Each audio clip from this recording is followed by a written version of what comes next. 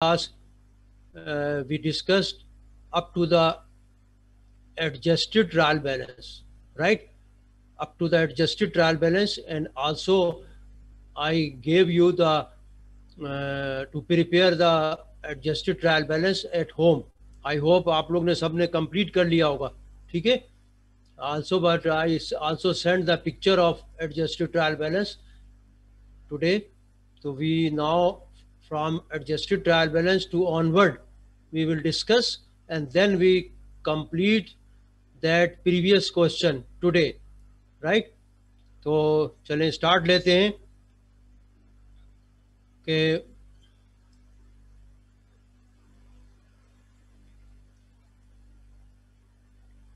Sir आज question number 3 करना है। क्या करें? आज क्वेश्चन नंबर 3 करना है सॉल्व। फिर से बोलिए, क्या कहा? सर पूछ रहा हूँ कि आज क्वेश्चन नंबर 3 सॉल्व करना है। अभी ये क्वेश्चन 2 जो है ना वो हम कंप्लीट कर रहे हैं ना, थर्ड हम उसके बाद करेंगे ना, ठीक है? ये देखिए, ये अकाउंटिंग साइकिल्स हमने डिस्कस किया, आपको शेयर हो रहा होगा, first, second, third, fourth and fifth, ठीक है? Generalising the transactions, this mean journal day to day, posting बहुत इंपॉर्टेंट चीज़ है, posting the journal entries from the journal to ledger accounts day to day. This is also done on daily basis. Prepare unadjusted trial balance. This is made at month end. Last class में हमने इसको discuss किया था. फिर adjusting entries आपको बहुत detail में explain किया था, और देन वी क्वेश्चन सॉल्व किया था एडजस्टिंग एंट्री का, सेम क्वेश्चन. और फिर उसके बाद हमने एडजस्टेड ट्रायल बैलेंस, ठीक है, यानी कि एडजस्टिंग एंट्रीज की पोस्टिंग फिर वही लेजर में होती है, ठीक है? लेकिन एग्जामिनेशन के पॉइंट ऑफ व्यू से देखो, इस चीज़ को समझो, है एडजस्टिंग एंट्री अगर क्वेश्चन में दी हुई है और आपको ट्रायल बैलेंस दिया हुआ है अनएडजस्टेड बैलेंस, तो आप डायरेक्टली उसको अनएडजस्टेड ट्रायल बैलेंस में प्लस माइनस कर देते हैं, ठीक है? अदरवाइज प्रैक्टिकली तो जो एडजस्टिंग एंट्री है वो that also post to the respective ledger, and then from this that ledgers we prepare the adjusted trial balance, ठीक है? उसके बाद एडजस्टेड ट्रायल बैलेंस हमने आपको डिस्कस किया, समझा दिया, और अब हम ऑनवर्ड चलेंगे. Prepare financial statement. याद रखो, financial statement is always made at month end and also, ठीक है, from the adjusted trial balance. Unadjusted trial balance से अगर ट्रायल बैलेंस बनाएंगे, that trial balance will be wrong, ठीक है? From the unadjusted trial balance से अगर हमने फाइनेंशियल स्टेटमेंट बनाई, इसका मतलब है financial statement means income statement, right, retained earning statement, balance sheet, ठीक है, in cash flow statement, that will be wrong, ठीक है? Always we prepare the financial statement from the adjusted trial balance, right? तो उसके बाद ये हम अभी समझाएंगे आपको. Generalising and posting closing entries है, ये काम ईयर एंड पे किया जाता है, सेवंथ वाला, सेवंथ एंड एट्थ, ठीक है? जब 12 महीने आपके फाइनेंशियल ईयर्स क्लोज हो गया, यानी कि 12 मंथ्स क्लोज, आपका ऑडिट भी हो गया, ठीक है, वेरीफाई हो गया, समझो अकाउंट्स आपका, ठीक है, स्टेटमेंट सारी, ठीक है, बुक्स वेरीफाई हो गई, देन ये काम किया जाता है seventh, generalising and posting closing entry year end, ठीक है, ये भी लेजर में पोस्ट होगी, ठीक है? और lastly prepare after closing trial balance, ठीक है? इसके बाद ये क्लोजिंग ट्रायल बैलेंस होता है, इसका क्या पर्पस होता है ये अब बताएंगे आपको. तो आप आ जाइए, मैं एडजस्टेड ट्रायल बैलेंस को फिर डिस्कस कर रहा हूँ और फिर वो क्वेश्चन लेके चलेंगे, ठीक है? देखिए,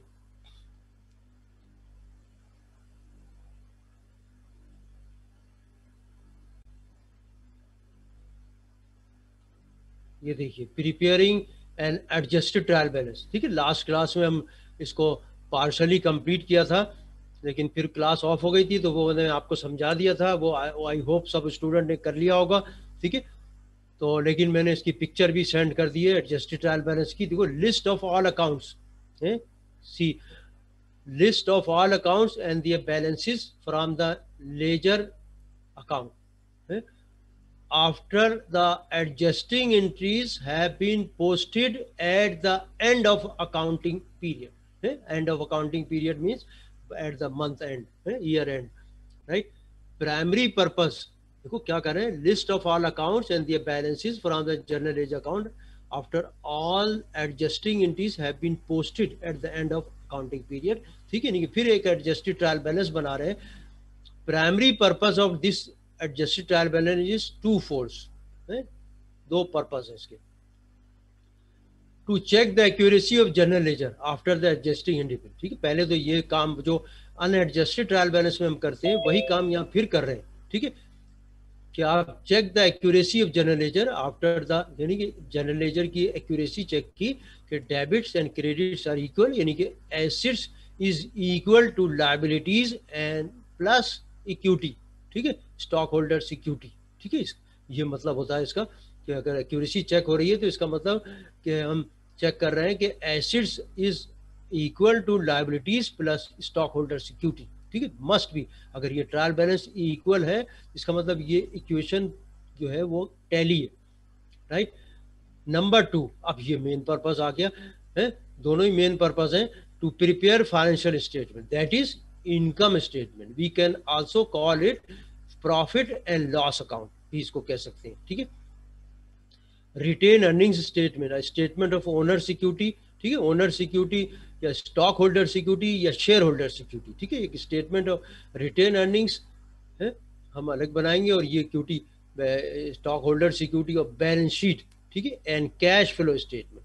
ये देखो जब आपने कह दिया फाइनेंशियल स्टेटमेंट इसका मतलब ही हो गया, देखो that is.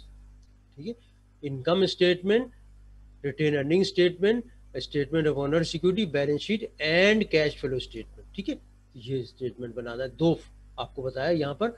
the primary purpose of adjusted trial balance is twofold. Number 1, ठीक है, is twofold. Number 1 आपका जो है वो तो है ही. ठीक है, कि मतलब है कि टू चेक द एक्यूरेसी. ठीक है, वो तो मेन है. जब तक ये चेक नहीं होगा तो फिर स्टेटमेंट ही करेक्ट नहीं होंगी. ठीक है, तो नाउ वी आपने देख लिया कि एडजस्टेड ट्रायल बैलेंस और इसकी पिक्चर मैंने आपको सेंड की है.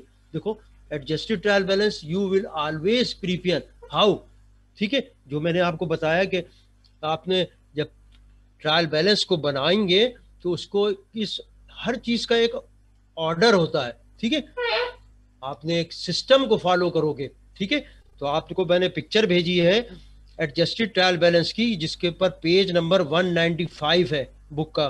ठीक है, आपको पहले भी समझा चुका हूं कि balance sheet items are written first. याद रखो, ये एक रूल को फॉलो कर रहे हैं. ऑल ओवर दी वर्ल्ड इसको फॉलो किया जाता है. देखो इस पिक्चर को देखो आप लोग, और ये मैंने इस वक्त आप लोग वो जो मैंने पिक्चर भेजी है 195 की जिस पे लिखा हुआ है एडजस्टेड ट्रायल बैलेंस, वो पिक्चर आप लोग निकालो अपने मोबाइल पे. ठीक है, मैंने सेंड किया व्हाट्सएप पे. ठीक है, ग्रुप में. देखिए जैसे कंपनी का नाम. ठीक है, ओवरनाइट ऑटो सर्विस है, ये कंपनी का समझो एक नाम है आपका. ठीक है, नेम ऑफ द कंपनी है. एडजस्टेड ट्रायल बैलेंस इस पे लिखेंगे हम बाकायदा एडजस्टेड ट्रायल बैलेंस. और एज ऑन 31 दिसंबर, जैसे डेट इसकी ये थी 2015. ठीक है, देखिए पहले बैलेंस शीट आइटम्स है, करंट एसेट्स आपने लिखे. सबसे पहले कैश. देखो अगर आपके पास है cash, account receivable, store supplies, unexpired insurance है या prepaid insurance, tools and equipment. देखो ये फिक्स एसेट्स आ गया. ठीक है, फिक्स एसेट्स होगा तो उसके साथ नॉर्मली एक्यूमुलेटेड डेप्रिसिएशन भी होगा. इसका कॉन्ट्रा अकाउंट देखो वो दिया हुआ है. फिर बिल्डिंग, फिर एक्यूमुलेटेड डेप्रिसिएशन, फिर लैंड. ठीक है, लैंड का तो डेप्रिशिएट करते नहीं. उसके बाद देखो फिर लायबिलिटीज शुरू हो गई. Notes payable, accounts payable, wages payable, income tax payable, right, interest payable, unearned revenue, ये भी लायबिलिटी है. फिर अब देखो फिर कैपिटल स्टॉक, रिटेन अर्निंग्स. ठीक है, ये देखो सब चीजें शो हो गई. ठीक है, फिर डिविडेंड है, ये भी बैलेंस आपका बैलेंस शीट से रिलेटेड आइटम है डिविडेंड. ठीक है, क्योंकि रिटेन अर्निंग से लेस होता है. फिर देखो अब देखो शुरू हुआ इसके बाद से इनकम स्टेटमेंट आइटम. रेवेन्यू सबसे पहले. ठीक है, रेवेन्यू स्टार्ट हुआ. रिपेयर सर्विस रेवेन्यू है, क्योंकि ये समझो ऑटो शॉप है तो तो इसलिए रिपेयर सर्विस रेवेन्यू आ रहा है। जो रिपेयर कर रहा है गाड़ी की, उसकी वो जो क्लाइंट से पैसे मिल रहे हैं वो रिपेयर सर्विस रेवेन्यू उसका नाम दे दिया appropriate revenue, rent revenue earn. ठीक है, ये भी एक रेंट है कि सब जो कोई रेगुलर फीचर नहीं होता, लेकिन ये कोई बिल्डिंग समझो रेंट पे दी हुई है, वो आ गया रेवेन्यू, रेंट रेवेन्यू अर्न। उसके बाद देखिए अब ये एक्सपेंसेस शुरू हो गए। ठीक है, सारे expenses one by one show किया और फिर टोटल कर दिया है। टोटल इसी ऑर्डर में आपने याद रखो, सम टाइम आपको एग्जाम में भी दिया जाता है ट्रायल बैलेंस के आइटम्स आपको दे दिए हैं और आपको कहा कि ट्रायल बैलेंस सिर्फ एडजस्टेड ट्रायल बैलेंस बना लो या अनएडजस्टेड ट्रायल बैलेंस बना लो। ठीक है, अगर उससे रिलेटेड डेटा, तो आपने ऑर्डर यही रखना है। ठीक है, और ये हर आइटम को पढ़ के आपको फौरन समझ जाना चाहिए कि ये एसेट है या एक्सपेंस है या लायबिलिटीज है या इक्विटी है। अकॉर्डिंगली आप उसको इनपुट करोगे डेबिट और क्रेडिट साइड पे। समझ गए मेरी बात? ठीक है, आपने हर आइटम को जब रीड करोगे तो यू फौरन अब कैच हो जाना चाहिए, हमने इतनी क्लासें पढ़ ली हैं, क्या ये is it asset, current asset है या फिक्स एसेट्स है, राइट, या लॉन्ग टर्म एसेट्स है या नॉन करंट एसेट्स है। ठीक है, नॉन करंट एसेट्स भी कह सकते हैं, जो करंट एसेट नहीं है, फिक्स एसेट्स या लॉन्ग टर्म एसेट्स। ठीक है, उसको इसी तरह प्रेजेंटेशन करोगे। जब सारे बैलेंस शीट आइटम्स आ जाएंगे, फिर इनकम स्टेटमेंट में सबसे पहले रेवेन्यू आइटम्स को, उसके बाद एक्सपेंस आइटम को, फिर ग्रेंड, फिर टोटल करोगे। And that should equal, same आना चाहिए है। अगर सेम नहीं आ रहा है तो आपने कोई गलती की है तो फिगर लिखने में है, या फिर ये भी हो सकता है कि आपने डेबिट को क्रेडिट डाल साइड पे लिख दिया, क्रेडिट को डेबिट साइड पे लिख दिया, कोई मिस्टेक हो सकती है। ठीक है, तो ये ट्रायल बैलेंस मैंने आपको समझा दिया, एडजस्टेड ट्रायल बैलेंस है। ये पिक्चर भी मैंने आपको सेंड कर दी थी। ठीक है, तो अब आफ्टर डूइंग दिस, ठीक है, now company is capable, is enable to prepare the financial statements. ठीक है, यहां तक जब बन गया तो अब ये फाइनेंशियल स्टेटमेंट्स जो है वो आपका मैनेजर बना सकता है कि भाई अब इनकम स्टेटमेंट, ठीक है, सबसे पहले इनकम स्टेटमेंट बनती है। ठीक है, क्योंकि वही फिगर हमें पता लगेगा प्रॉफिट क्या है। ठीक है, तो कम टू द 6th पॉइंट। ठीक है, यहां तक कोई क्वेश्चन तो नहीं किसी को? हाँ भाई, क्लियर सब? Clear to all? Mister Aamir, excuse me sir, आपकी आवाज काफी कम आ रही है। आवाज कम आ रही? चलिए अब देखिए, अब कुछ जी आवाज सर। बेहतर हुई? जी सर, कुछ बेहतर हुई है। ठीक है, तो ये आप लोगों को अब तक जो मैंने बताया वो क्लियर है ना सबको? Mister Aamir? Yes sir clear है, यस सर क्लियर है। ओके, ठीक है, तो अब आ जाइए आगे हम पढ़ते हैं। देखिए, come to the next topic, और इस पे फिर, ठीक है, और ये एडजस्टेड ट्रायल बैलेंस। ठीक है, ये तो इस पे टॉपिक पे भी आ जाओ। देखो, एडजस्टेड ट्रायल बैलेंस हमने आपको, ये देखिए, ये मैं इसको शेयर भी कर रहा हूँ।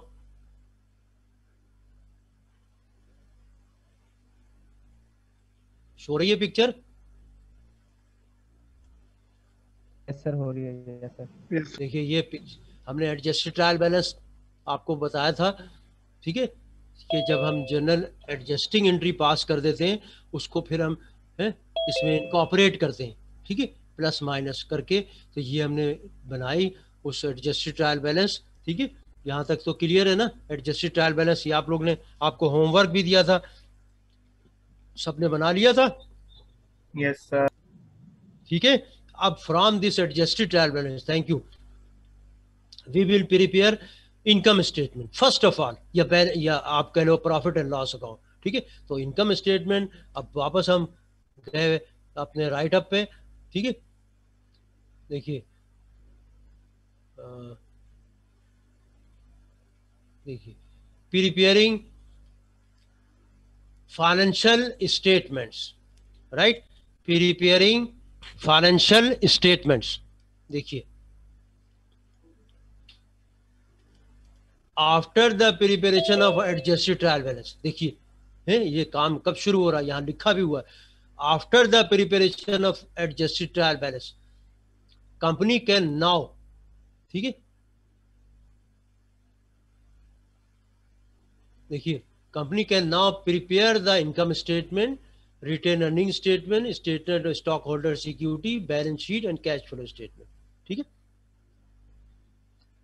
इनकम स्टेटमेंट हम यहाँ पर जो क्वेश्चन में अभी सॉल्व करेंगे, इस क्वेश्चन में इनकम स्टेटमेंट बनाएंगे, ठीक है, और बैलेंस शीट बनाएंगे। ठीक है, दो चीज़ें अभी बनाएंगे, उसके बाद फिर ये कैश फ्लो स्टेटमेंट, क्योंकि एक अलग टॉपिक है, इसका पूरा चैप्टर है, उसको बाद में बताए समझाएंगे आपको। रिटेन अर्निंग्स भी स्टेटमेंट बना सकते हैं इससे।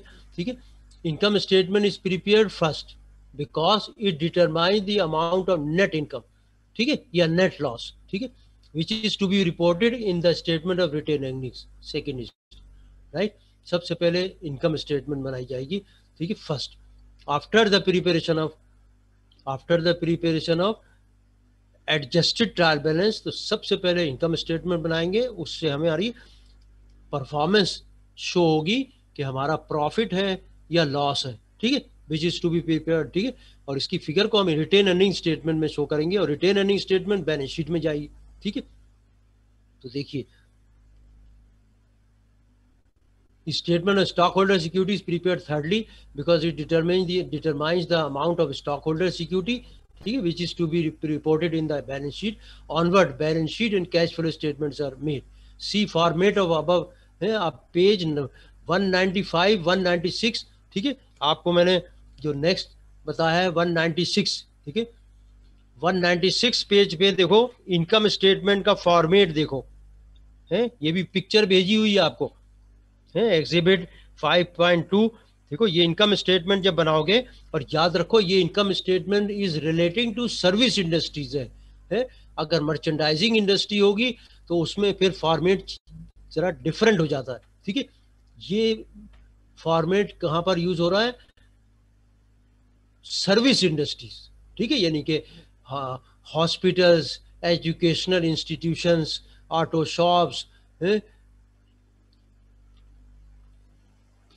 और क्या हो सकती है service industries, law firms, accounting firms, ठीक है, वहां पर ये अप्लाई होगी।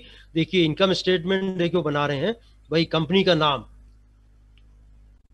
देखो ये चीज जब आप एग्जाम में बना रहे हो तो ये फॉर्मेट आपने फॉलो करना है। Name of the company, income statement for the year ended, यहाँ पर लिखेंगे फॉर द ईयर एंडेड, अगर मंथ की होगी तो फॉर द मंथ एंडेड लिख देंगे, ठीक है, December 30। लेकिन यहाँ पर ये जरूरी लिखना फॉर द ईयर एंडेड या फॉर द मंथ एंडेड, ठीक है, December 31, जिस डेट को ये एंड हो रही है, ठीक है।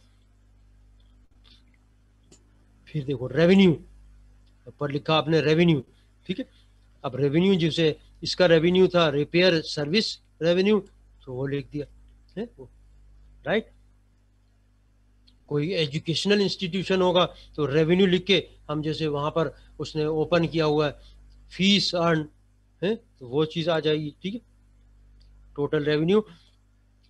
एक्सपेंसेस, देखो एक्सपेंसेस शो करेंगे इसमें, है, एक्सेप्ट इनकम टैक्स एक्सपेंस, वो भी एक्सपेंस है लेकिन वो सेपरेटली, एक्चुअली ये एक्सपेंस जो है असल में इस पे हेडिंग आनी चाहिए ऑपरेटिंग एक्सपेंसेस, ठीक है। अब ये देखो सारे एक्सपेंसेस शो हो रहे हैं, एडवर्टाइजिंग, वेजेस एक्सपेंस, देखो सप्लाईज एक्सपेंस, डेप्रिसिएशन, ठीक है, बिल्डिंग डेप्रिसिएशन लिख दिया तो वही समझो एक्सपेंस ही है वो, डेप्रिसिएशन, टूल्स एंड इक्विपमेंट, ये सेकंड आइटम है उसका अलग depreciation, utilities expense, insurance expense, interest expense, फिर इन सबको टोटल किया तो 108,430 आए। और फिर देखो इनकम बिफोर इनकम टैक्स, हमेशा ऐसे शो करोगे, इनकम बिफोर इनकम टैक्स से पहले इनकम पहले शो करनी पड़ेगी, ठीक है, लिखा देखो income before income tax expense less अब इनकम टैक्स, और अब कहा नेट प्रॉफिट या नेट इनकम है, अब this will be called net profit कह लो या नेट इनकम, ठीक है, हमेशा शो ऐसे करोगे, ठीक है, राइट। लेकिन आपकी अगर वो कंपनी है मर्चेंडाइजिंग कंपनी है, ठीक है, मर्चेंडाइजिंग कंपनी का मतलब कि वो गुड्स को लेके उसको बेच रही है, ठीक है, कोई मर्चेंडाइजिंग जैसे स्टोर है, कोई डिपार्टमेंटल स्टोर, ठीक है, कोई बेकरी है, कोई बड़ा डिपार्टमेंटल है, जैसे आपका इम्तियाज स्टोर, ठीक है, तो वो लोग वो मर्चेंडाइजिंग कंपनी कहलाती है। वहां पर फिर कॉस्ट ऑफ गुड सोल्ड की फिगर अलग से शो होती है, ठीक है। और नॉर्मली एक्सपेंसेस में हम शो करेंगे, आगे आपको बताएंगे कि ऑपरेटिंग एक्सपेंस के दो पार्ट होते हैं, एडमिनिस्ट्रेटिव एक्सपेंस और मार्केटिंग एंड सेलिंग एक्सपेंस, ठीक है। जब वो कंपनी, जब आप मर्चेंडाइजिंग बिजनेस की आप नेक्स्ट चैप्टर जब पढ़ेंगे तो आपको बता देंगे। अभी इतना ही समझ लो कि लेस ऑपरेटिंग एक्सपेंस और सारे एक्सपेंसेस शो किए, फिर प्रॉफिट बिफोर इनकम टैक्स, फिर नेट इनकम टैक्स और फिर नेट प्रॉफिट, ठीक है। तो ये आपको बैलेंस शीट और इनकम स्टेटमेंट का फॉर्मेट आपको दिखा दिया, ठीक है। और देखिए, और फिर ये देखो statement of retained earnings statement क्या है, कोई स्टेटमेंट ऑफ रिटेन अर्निंग्स कह लो या रिटेन अर्निंग्स स्टेटमेंट, एक ही बात है, ठीक है। फॉर द ईयर एंडेड, यहाँ भी ऐसे ही दोगे, ठीक है। यहाँ पर कैसे शो करेंगे कि रिटेन अर्निंग्स ओपनिंग, ठीक है, ओपनिंग बैलेंस अगर वहां पर है, अगर नहीं है तो जीरो, यहाँ है तो जीरो दे दिया, ठीक है। एड नेट इनकम है, ये जो नेट इनकम आएगी ना, जैसे यहाँ से फिगर आई 20 कितनी आई देखो 39,942, ये देखो 39, ये देखिए एरो से आपको समझाया, देखिए है फिगर देख रहे हो अपने मोबाइल में सब लोग, ठीक है। वो देखो इसमें ऐड हो गया, इनकम यहाँ आ गई रिटेन अर्निंग्स में सब टोटल। और अगर डिविडेंड कंपनी पे कर रही है तो डिविडेंड इसमें से माइनस करेंगे, ठीक है। तो वो माइनस हुआ तो देखो रिटेन, ये रिटेन अर्निंग जाएगी बैलेंस शीट में, याद रखो। This figure will be shown in the balance sheet, suppose ये आपको। और क्वेश्चन में अगर रिटेन अर्निंग्स आपसे पूछा नहीं है, हैव नॉट आस्क्ड, ठीक है, तो आप उसको जब रिटेन अर्निंग्स की फिगर लोगे तो बैलेंस शीट बनाते हुए आप उसको एडजस्ट कर दोगे कि opening plus profit minus dividend अगर है तो वो जो नेट फिगर आएगी वो आप उसमें शो कर दोगे बैलेंस शीट में। देखो अब बैलेंस शीट बन रही है, ये देखिए। फिर overnight auto service balance sheet, यहाँ पर आप देखो फॉर द ईयर एंडेड नहीं दोगे, यहाँ लिखोगे एज ऑन, ये ऑथर ने नहीं लिखा लेकिन आप लिखोगे, इसको इस तरह लिखा जाता है एज ऑन।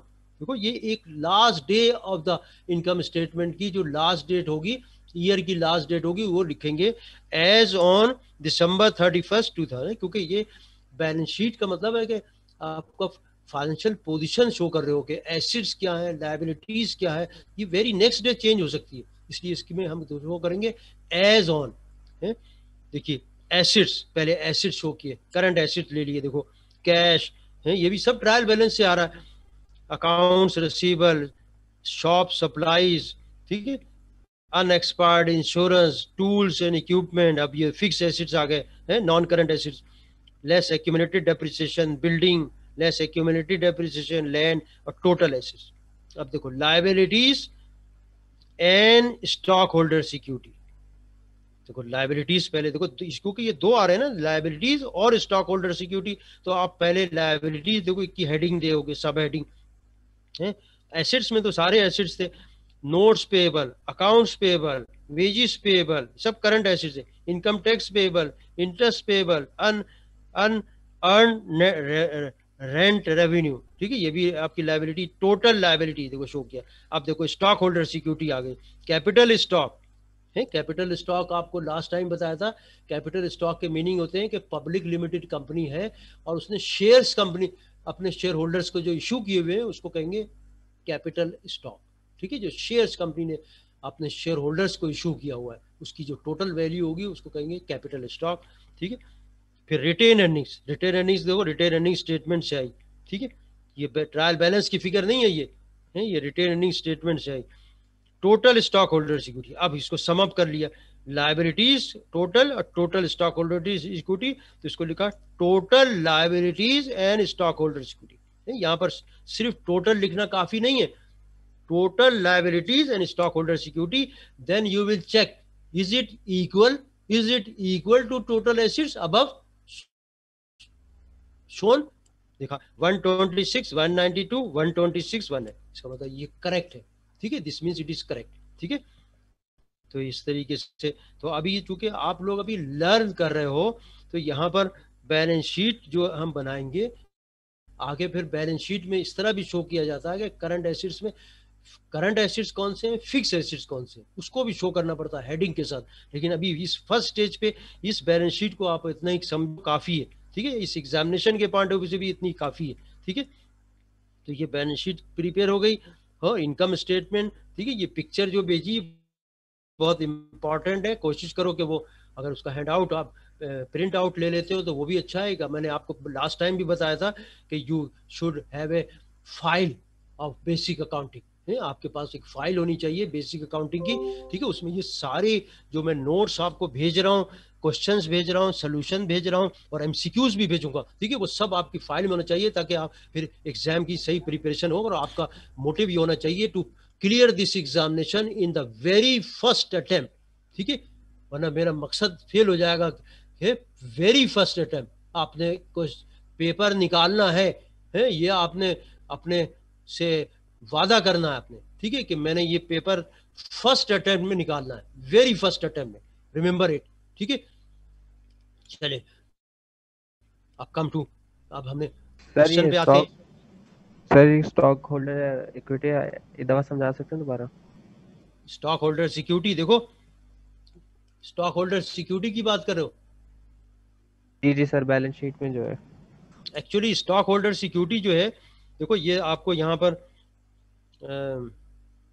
जो स्टॉक होल्डर सिक्योरिटी है ना, वो sum of capital stock and retained earnings, दोनों का जो सम अप है ना, वो है कहलाता है स्टॉक होल्डर सिक्योरिटी। क्या क्या? रिटेन अर्निंग्स, कैपिटल स्टॉक और रिटेन अर्निंग्स। रिटेन अर्निंग्स मैंने आपको बताया, ठीक है, रिटेन अर्निंग्स, ठीक है, और कैपिटल स्टॉक जो शेयर्स इशू कर रहे हैं, ठीक है। और अगर स्टॉक होल्डर सिक्योरिटी सेपरेट बनानी पड़े ना, वो कब बनेगी सेपरेट? कि आपने during the year, suppose shares भी इशू किए आपने ड्यूरिंग द ईयर, तो आपके स्टॉक होल्डर सिक्योरिटी फिर हम बनाएंगे, 2 कॉलम होंगे, 3 कॉलम होंगे, एक रिटेन अर्निंग्स का कॉलम, एक कैपिटल स्टॉक का कॉलम और एक टोटल का कॉलम।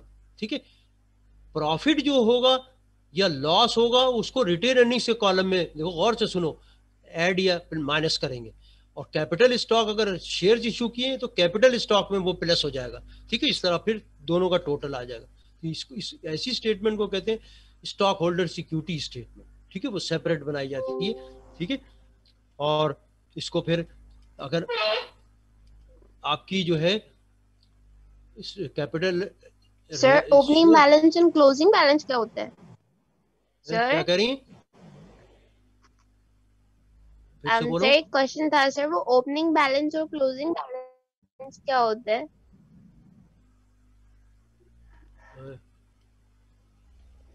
ओपनिंग माइनस कैलकुलेट करने का कौन सा form? Sir opening balance basically capital balance is equal to opening balance. अच्छा, एक सेकंड, आपकी आवाज जरा, माइक आप सामने रखो।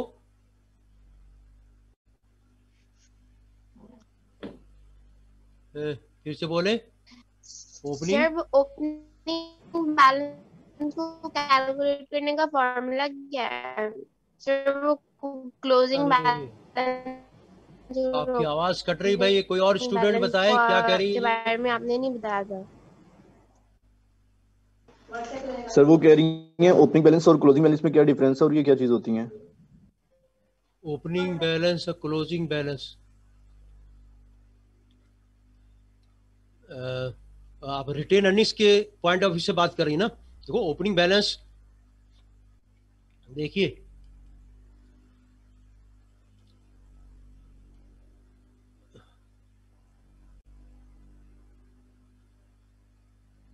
जब हम कोई स्टेटमेंट बना रहे हैं जैसे रिटेन अर्निंग्स स्टेटमेंट है, ओपनिंग बैलेंस, इसका मतलब ये जो ओपनिंग बैलेंस है ये आपका जब ईयर स्टार्ट हुआ है पिछले साल की फिगर है रिटेन अर्निंग्स में। अब प्रॉफिट आपने इसमें ऐड कर दिया, ठीक है, तो और फिर उसके बाद डिविडेंड्स माइनस कर दिया, तो ये क्लोजिंग बैलेंस हो गया, इसको कहेंगे रिटेन अर्निंग्स का क्लोजिंग बैलेंस। ठीक है, देखो रिटेन अर्निंग स्टेटमेंट बना रहे हैं, opening balance, this means this is the balance of the last year, जैसे अभी इस वक्त हम मौजूद हैं, फर्ज करो 2020 की रिटेन अर्निंग स्टेटमेंट बना रहे हैं, तो ओपनिंग बैलेंस क्या होगा, 2019 का बैलेंस होगा, ठीक है। लो 19 में हमारी क्लोजिंग बैलेंस जो आया इस साल का ओपनिंग हो गया, अब इसमें ऐड किया प्रॉफिट, सब टोटल हो गया, लेस अगर डिविडेंड पे कर रहे हैं लेस किया तो इस साल का क्लोजिंग बैलेंस आ गया, इसको हम बैलेंस शीट में शो करेंगे, ठीक है। क्लियर हो गई बात?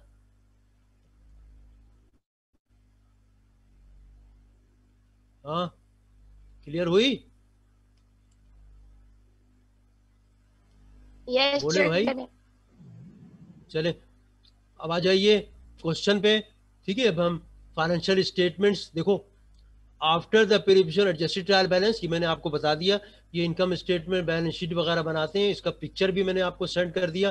तो अब आप क्वेश्चन पे आ जाइए, जो मैंने लास्ट टाइम जो आपको क्वेश्चन दिया हुआ है, ठीक है। कम टू द क्वेश्चन, देखिए इसके हम जो आपको क्वेश्चन है जिसमें पहले से एडजस्टेड ट्रायल बैलेंस हम बना चुके हैं, ठीक है, आपको शो किया, ठीक है। एडजस्टेड ट्रायल बैलेंस को देखो, ये देखिए ये एडजस्टेड ट्रायल बैलेंस की मैं पिक्चर आपको फिर शेयर कर रहा हूँ, ठीक है। ये देखिए ये आ गया एडजस्टेड ट्रायल बैलेंस, ठीक है। और याद रखो कि ये जो एडजस्टेड ट्रायल बैलेंस होगी, इसके अंदर जो रिटेन अर्निंग्स स्टेटमेंट है ना, ये ओपनिंग बैलेंस है, याद रखो है। ये जो रिटेन अर्निंग्स बैलेंस है, इसके अंदर अभी इनकम प्रॉफिट को ऐड नहीं किया गया, ये हमेशा ओपनिंग बैलेंस रहेगा, ठीक है। इस स्टेटमेंट से अब हम इनकम स्टेटमेंट बना रहे हैं, राइट। ये स्टेटमेंट हमारे पास अब यहाँ तक हम बिल्कुल अप टू डेट है। आई होप कि सब स्टूडेंट यहाँ तक क्लियर है सबको। इससे हमने इनकम स्टेटमेंट बनानी है सबसे पहले, ठीक है। इनकम स्टेटमेंट नेक्स्ट टॉपिक है, इनकम स्टेटमेंट। तो इनकम स्टेटमेंट ये शेयर हो रही है ना फाइल? यस सर हो रही है। देखिए इनकम स्टेटमेंट बनाते हुए आपको फॉर्मेट भी बता दिया, ठीक है। तो आप क्या चीज सबसे पहले पिक करोगे है? अब मैं आपसे लोगों से क्वेश्चन कर रहा हूँ, क्या आएगा सबसे पहले? हेलो जी हेलो सर, मेरी आवाज आ रही है? आ रही है जी सर, मैं ये पूछ रहा हूँ, जो ये जो एडजस्टेड ट्रायल बैलेंस आपने शो कर रहे हैं स्क्रीन शेयर पे, ये एडजस्टेड ट्रायल बैलेंस का आंसर है या आपने ये सॉल्व किया हुआ है या ये क्वेश्चन है? वो लास्ट क्वेश्चन जो हमने अनएडजस्टेड ट्रायल बैलेंस बनाया था ना, उसमें फिर एडजस्टिंग एंट्री पास की थी, याद है? ठीक है जी सर। एडजस्टिंग एंट्री को इसमें प्लस माइनस कर दिया। आपको होमवर्क भी तो दिया था मैंने, आपने अटेम्प्ट नहीं किया?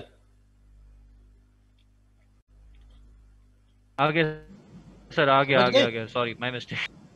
ठीक है, तो उसी से वही उसी सवाल की कंटिन्यूएशन में है उसमें हमने इसको ऐड किया सब जो अनएडजस्टेड में एडजस्टिंग एंट्रीज को, और फिर देखा कि ये टोटल डेबिट क्रेडिट इक्वल है। अब इसके बाद हम इनकम स्टेटमेंट बनाने जाएंगे, ठीक है।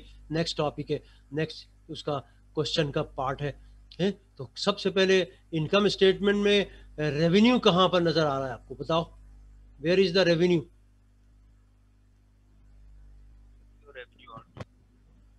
बोलो यार। Studio revenue and studio revenue, ठीक है, ये सबसे पहले शो करेंगे, ठीक है, रेवेन्यू को शो करेंगे। और उसके बाद हमने शो करना है एक्सपेंसेस को, ठीक है। हमें पता है, देखो उसी ऑर्डर में बना है जो इनकम ट्रायल बैलेंस का ऑर्डर है। ये देखो एक्सपेंसेस सारे आ रहे हैं, ये देखिए, salaries expense, supplies expense, insurance expense, depreciation expense, studio rent expense, interest expense, utilities expense, that's all. Income tax separate है, उसको नहीं शो करेंगे ऑपरेटिंग एक्सपेंस में।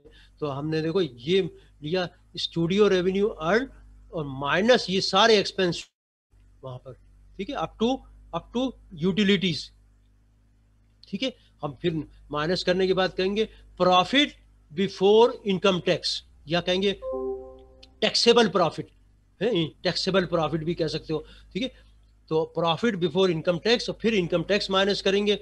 सम टाइम इनकम टैक्स की फिगर आपको परसेंटेज में भी दी जा सकती है, तो आप ये जो प्रॉफिट बिफोर टैक्स होगा उसकी परसेंट ले लोगे। जैसे 30% दिया हुआ है, 100 रुपये आया प्रॉफिट, तो 30% ले लिया उसका, 30 रुपीज़ वो माइनस कर दिया तो 70 रुपीज़ आ गया, ठीक है। अगर ऐसा परसेंटेज दिया हुआ है इंस्टेड ऑफ एक्सपेंस अलग से एडिशनल इंफॉर्मेशन में तो वो ले लोगे, ठीक है। तो अब आपने देखो इनकम स्टेटमेंट बनाते हुए क्या करोगे, हेडिंग दोगे आप, Johnson and Johnson enterprise income statement for the year ended December 31st 2020 है, ये हेडिंग आएगी इसकी, ठीक है, ठीक है। तो आपने क्या लिया, देखिए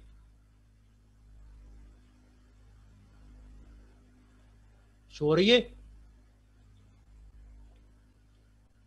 इनकम स्टेटमेंट, शो हो रही है भाई? यस सर, हो रही है। देखिए हो रही है ना, देखो Johnson and Johnson income statement, ठीक है, इनकम स्टेटमेंट। और फिर आपने शो किया कि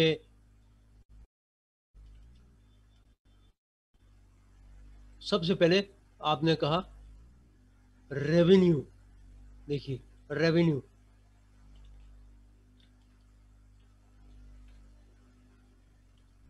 ये देखिए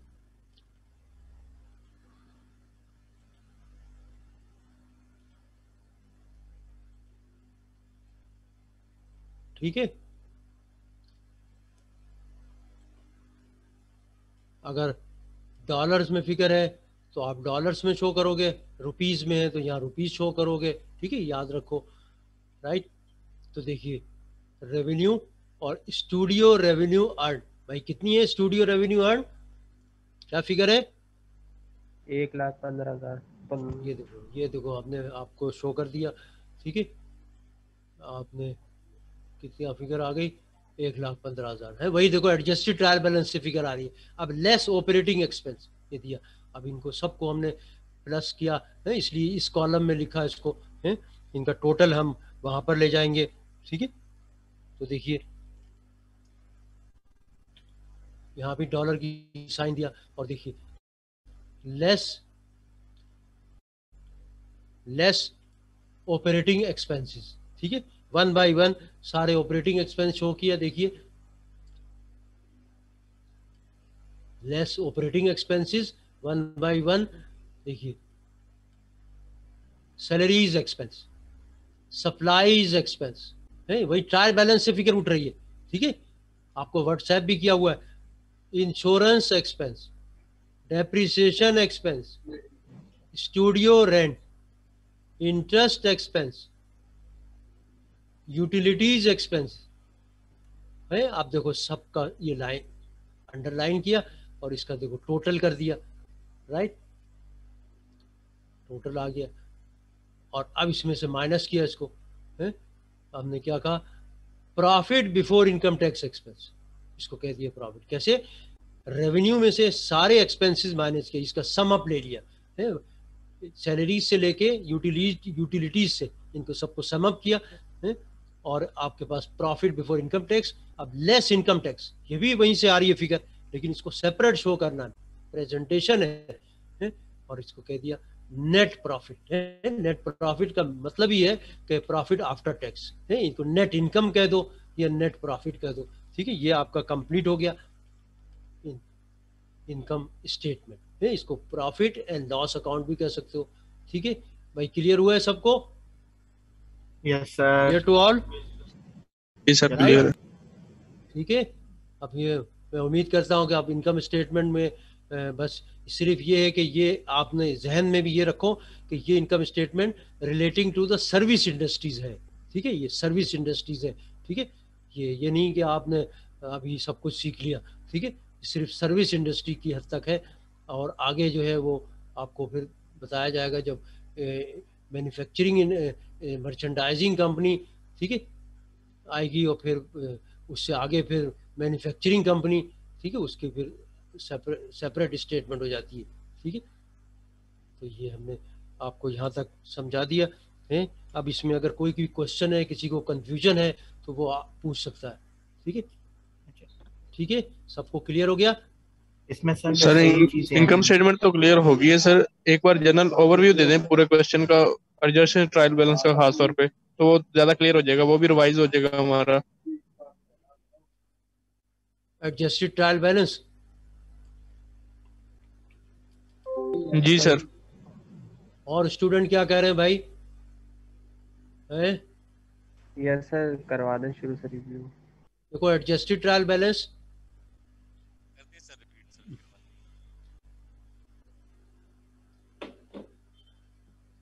देखिए क्वेश्चन आपके पास जो अनएडजस्टेड ट्रायल बैलेंस है,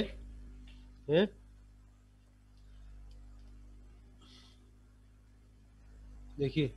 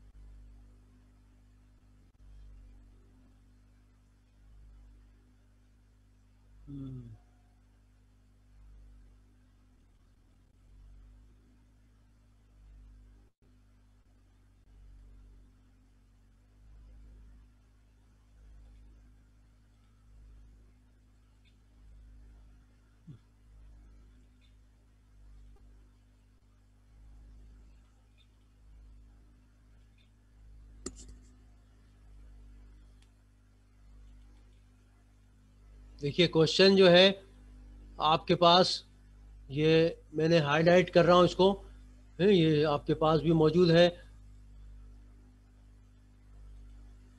ठीक है। अनएडजस्टेड ट्रायल बैलेंस अभी शो हो रहा है ना, शो हो रहा है सर सर हो रहा है। देखिए ये एडजस्टेड अनएडजस्टेड, और ये आपने एडजस्टिंग एंट्रीज पास किए हैं अभी लास्ट क्लास में, एडजस्टिंग एंट्रीज, ठीक है।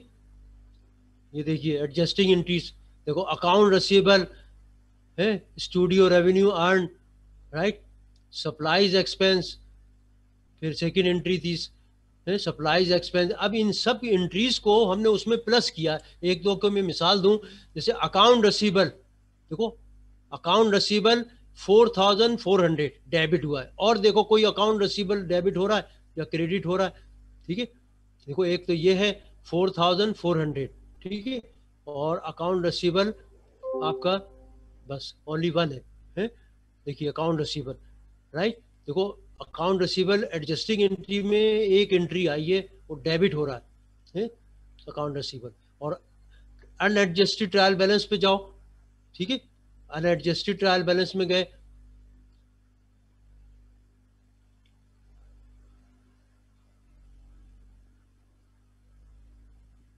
ये देखिए कैश आपको बताया था वो एज इट इज आ गया है, उसमें कोई एंट्री तो एडजस्टमेंट हो गई नहीं कैश में।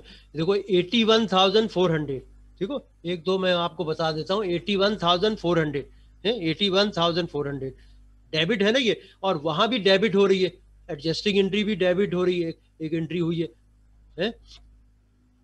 ये देखिए 4,400, ठीक है, प्लस प्लस हो गया ना, देखो डेबिट फिर डेबिट तो प्लस ही होगा ना, 4,400, तो कितना आ गया 85,800। इसको फिर हमने क्या किया, ये जो एडजस्टेड ट्रायल बैलेंस आया है 85,800, ये देखो 85,800, ठीक है, कैश में तो कोई एडजस्टमेंट होगा नहीं, वो एज इट इज आ गया, और ये देखो किस तरीके से आया 85,800, ठीक है। इसी तरह बाकी एक्सपेंसेस को इसी तरीके किया, जैसे स्टूडियो सप्लाईज भी ले लो, है स्टूडियो सप्लाईज आपकी जो आ रही है स्टूडियो सप्लाईज, देखिए क्या है, देखो स्टूडियो सप्लाईज 7,600, देखो है 7,600, ठीक है, शेयर हो रही है ना अनएडजस्टेड ट्रायल बैलेंस में 7,600 डेबिट साइड पे, ठीक है, ये एसेट है तो डेबिट ही होगा। और आप देखो एंट्री क्या हुई, एडजस्टिंग एंट्री क्या आ रही है एडजस्टिंग एंट्री में ये देखिए स्टूडियो सप्लाईज, ये देखिए एडजस्टिंग एंट्री देखो 7,700 से क्रेडिट हो रही है, देखो स्टूडियो सप्लाईज है 7,700 से ही क्रेडिट हुई स्टूडियो सप्लाईज, तो माइनस हो गया ना, फिर ये क्रेडिट हो रही है, ये डेबिट बैलेंस है, वो ये क्रेडिट हो गया, तो माइनस कर दिया 700, राइट। और फिर देखो स्टूडियो सप्लाईज की कोई और एंट्री है, एक से ज्यादा भी आ सकती है, वो नहीं है, इसका मतलब एडजस्ट हो गया बैलेंस, ठीक है, और कोई नहीं है। और यही देखो एडजस्टेड ट्रायल बैलेंस में 6,900, ये देखो 6,900 फिगर आ गई। इसी तरह सबको किया प्लस माइनस, ठीक है, अब कर लोगे? Yes sir. ठीक है, इसी तरीके से सारे आपको मैंने होमवर्क भी इसीलिए दिया था कि आपको चाहिए था उसी दिन इसको कंप्लीट करते ट्रायल बैलेंस को, तो आज अभी ये प्रॉब्लम नहीं होता। चले, ठीक है, अच्छा, अब आपके पास इसका सोल्यूशन भी मौजूद है, आप बैठ के घर पे करो इसको, ठीक है। अच्छा, अब हम इनकम स्टेटमेंट बना रहे थे इससे, ठीक है, तो अब इसकी एडजस्टेड ट्रायल बैलेंस से हमने इनकम स्टेटमेंट कंप्लीट कर लिया, ठीक है, वेरी इजी कि आपने रेवेन्यू को लेना है सबसे पहले इनकम स्टेटमेंट में, यहाँ रेवेन्यू को अपने अंडरस्टैंड करना है, क्या रेवेन्यू, या हेडिंग दिया रेवेन्यू स्टूडियो रेवेन्यू अर्न्ड के नाम से, ठीक है, इसको फर्स्ट लास्ट कॉलम में शो कर दिया, सेकंड लास्ट कॉलम में क्योंकि एक्सपेंसेस आर मैनी, बहुत सारे आइटम्स है, इसलिए हमने इसको सेकंड लास्ट कॉलम में लिखा, इस वजह से लिख रहे हैं, ठीक है, लेकिन ऊपर साइन भी दोगे आप डॉलर्स की या रुपीस की एज द केस में भी, और इसको सम अप किया तो ये सारे एक्सपेंस आ गए, सब ऑपरेटिंग एक्सपेंस आ गए, ठीक है, other than income tax, income tax is not operating expense, ठीक है, तो इसको सम अप किया और इसमें से अब माइनस कर दिया रेवेन्यू में से, तो हमने कहा profit before income tax expense, अब लेस इनकम टैक्स, ठीक है, और नेट प्रॉफिट। अब ये नेट प्रॉफिट आपका रिटेन अर्निंग्स का पार्ट है, ठीक है, रिटेन अर्निंग्स में प्लस होगा, ठीक है, लेकिन अब ये भी है कि क्वेश्चन में रिटेन अर्निंग्स आपसे मांगी नहीं है, तो आप क्या करोगे, देखो ये देखिए, ये आपके पास आप जब बैलेंस शीट बनाओगे ना, ठीक है, याद रखो बैलेंस शीट जब आपने बनानी है तो रिटेन अर्निंग्स जो हमारी उसमें आ रही है एडजस्टेड ट्रायल बैलेंस में, वो नहीं शो करेंगे, ये वो देखो किस तरीके से शो करेंगे, नेट प्रॉफिट आ गया, ठीक है, इस सवाल के अंदर डिविडेंड नहीं है तो वो वरना माइनस होता, लेकिन वो इनकम स्टेटमेंट में नहीं माइनस होगा, वो रिटेन अर्निंग्स से माइनस होता है, ठीक है, वो एक्सपेंस नहीं है, वो डिस्ट्रीब्यूशन ऑफ प्रॉफिट है, याद रखो, ठीक है, ये हमारे पास नेट प्रॉफिट आ गया। अब बैलेंस शीट बनाते हैं, ठीक है, जैसा मैंने फॉर्मेट आपको बताया था, इस इनकम स्टेटमेंट पहले बनेगी, ठीक है, फिर बैलेंस शीट बनेगी, रिटेन अर्निंग्स स्टेटमेंट फिर बैलेंस शीट, ठीक है, तो आ जाइए आप बैलेंस शीट पे, ठीक है, क्वेश्चन में चूंकि रिटेन अर्निंग्स पूछा नहीं है इसलिए उसको स्किप कर दो, लेकिन इसको हमने देखो किस तरीके से हम बनाएंगे रिटेन अर्निंग्स की फिगर को। आ जाइए आप बैलेंस शीट पे, देखिए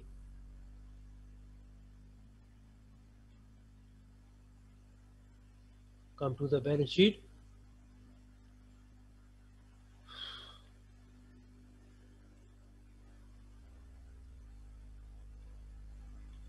देखिए balance sheet Johnson and Johnson enterprises, उसी तरह पर लिखोगे, ये आपने कोई इसका शॉर्टकट नहीं है, इस तरह हेडिंग देनी है, balance sheet as on December 31, नहीं यहाँ लिखोगे एज ऑन या एज एट, कोई भी वर्ड इस्तेमाल कर सकते हो, एज ऑन या as at, right, as on और एज एट, ठीक है। अब देखिए एसिड्स, जैसे आपको फॉर्मेट अभी समझाया मैंने, ठीक है, एसिड्स की फिगर आपने ली, ठीक है, और करंट एसिड्स पहले ले रहे हैं, तो कैश देखो एडजस्टेड ट्रायल बैलेंस में कितनी है, देखो फिगर, कैश की फिगर क्या है, ये देखो 43,170 है ना, 43,170, यहाँ पर ये लिखना चाहिए 43,170, देखो क्या आ रहा है, यहाँ लिखा हमने 43,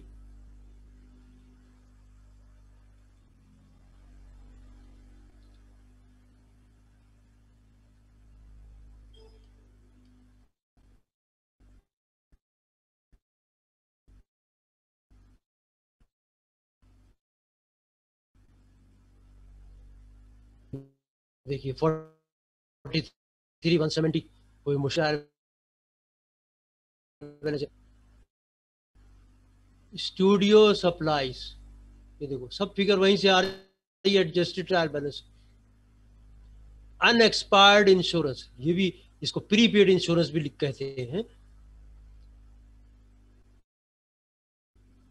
prepaid studio rent, recording equipment. लेकिन रिकॉर्डिंग इक्विपमेंट होगा तो उसको हम एक्यूमुलेटेड डेप्रिसिएशन भी माइनस करेंगे इसमें से, है यानी कि इतना डेप्रिसिएशन हम समझे अप टू December 31 पिछले साल का, और आपको सब मिला के इतना माइनस कर चुके हैं, तो इसमें से माइनस फिगर हुई ताकि बुक वैल्यू आ जाए। इसकी बुक वैल्यू निकालते हैं फिक्स एसेट्स की, ये माइनस हो गया है। फिर टोटल एसेट्स, देखो सारे टोटल एसेट्स को जब सब टोटल एसेट्स लिख दिया तो इनका टोटल कर लिया, ठीक है। जैसे देखो ये रिकॉर्डिंग इक्विपमेंट को हमने सेकंड लास्ट कॉलम में क्यों लिखा, क्योंकि एक्यूमुलेटेड डेप्रिसिएशन माइनस करना था, नेट बुक वैल्यू आ गई, तो सबको सम किया तो कहा ये भाई टोटल एसेट्स। अब come to the liabilities, liabilities and stock holder security, ठीक है। ये उस वक्त देंगे जब हमारी कंपनी लिमिटेड कंपनी होगी, है। अगर कोई सोल प्रोप्राइटरशिप है ओनर या पार्टनरशिप है तो उसमें स्टॉक होल्डर सिक्योरिटी नहीं आएगी, ठीक, कैपिटल आएगा। अब देखो लायबिलिटीज पहले है, लायबिलिटीज, अब सारी लायबिलिटीज जहाँ accounts payable, account notes payable, income tax payable, ठीक है, वो सब फिगर आएंगी यहाँ पर। देखिए नोट्स पेएबल, ये देखिए सबसे पहले लिखा, ठीक है। फिर इंटरेस्ट पेएबल, सब लायबिलिटी है ना, पेएबल, इनकम टैक्स पेएबल, सब वही एडजस्टेड ट्रायल बैलेंस से ले रहे हैं। एक भी फिगर गलत लिख दी या नहीं पिक की तो बैलेंस शीट टाई अप नहीं होगी। अनअर्न्ड स्टूडियो रेवेन्यू, फिर सैलरीज पेएबल, अब सारी लायबिलिटीज हो गई, इनको सम अप कर लिया, ठीक है। अब स्टॉक होल्डर सिक्योरिटी देखो, हेडिंग दिया सेकंड, और कैपिटल स्टॉक। अब देखो रिटेन अर्निंग्स कैसे शो कर रहे हैं, बताओ ये 38,000 और 27,720, ये कहां से आ रही है फिगर, बोलो।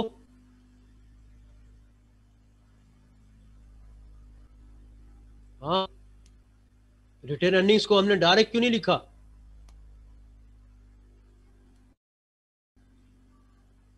भाई जवाब दो।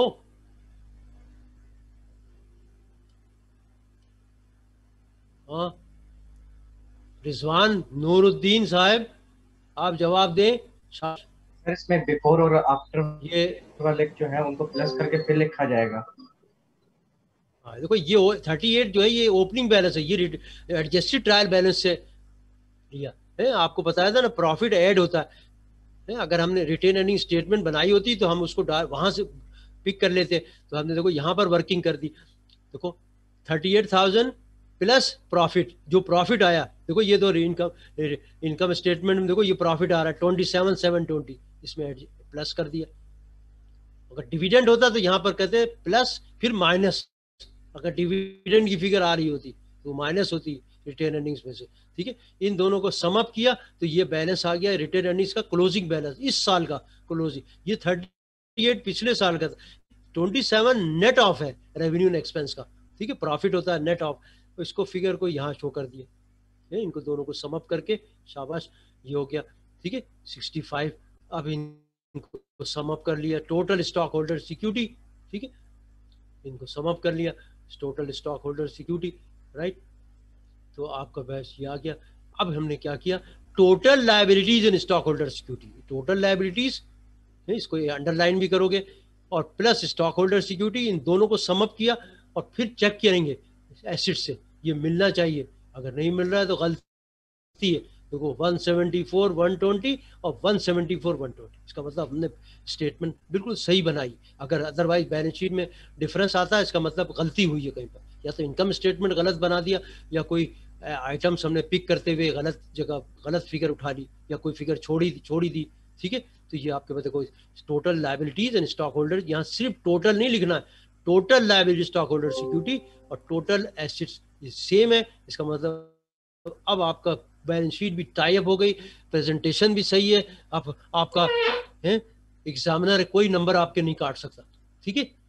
क्लियर हो गई बात, एग्जाम में होगा तो आप यहाँ पर रुपीस की फिगर शो कर रहे होगे, ठीक है। यहाँ पर एग्जाम में तो रुपीस होंगे, तो ये आपको कलर मैंने ऐसे ही दूसरा दे दिया, ये जरूरी नहीं, ठीक है। क्लियर हो गई बैलेंस शीट भाई यस सर, क्लियर है। सबको? नोफिल, नोफिल, शमी, आपको क्लियर हुआ? यस शामी? क्लियर है। सर क्लियर है। यस सर, क्लियर है। चले, ठीक है। एक क्वेश्चन हम कल फिर कराएंगे बैलेंस शीट से रिलेटेड, इनकम स्टेटमेंट से, ताकि ये सब हो जाए, ठीक है। और एक एडजस्टिंग एंट्री, एक सर 5 मिनट के जनरल लिए एंट्री ब्रेक का सवाल भी कराएंगे आज। है नमाज के लिए। क्या कह रहे हो? नमाज के लिए ब्रेक ले सकते हैं? अच्छा ठीक है, ब्रेक कर लेते हैं, ठीक है। अब हम, क्या टाइम है भाई? अजान हो गई है? यस सर, हो रही है मैंने। चले भाई, ब्रेक करते हैं भाई, ठीक है। नमाज फर्ज है, तो हमारी 6 मिनट का ब्रेक है, ठीक है। तो इस ब्रेक के बाद हम क्लोजिंग एंट्री आपको बताएंगे, हैं, और फिर पोस्ट क्लोजिंग ट्रायल बैलेंस, ठीक है। और नेक्स्ट कल की क्लास में हम मजीद आपको बैलेंस शीट और इनकम स्टेटमेंट का एक सवाल और कराएंगे, ठीक है। तो हम ब्रेक कर रहे हैं, आप लोग ऑफलाइन नहीं होना, ठीक है। तो 5-6 मिनट का ब्रेक है, और क्लास स्टार्ट होगी हमारी कितने बजे? 5:06 पे, ठीक है। 5 बज गया है। Class will restart at 5:06। Okay, ठीक है, ब्रेक हो गया।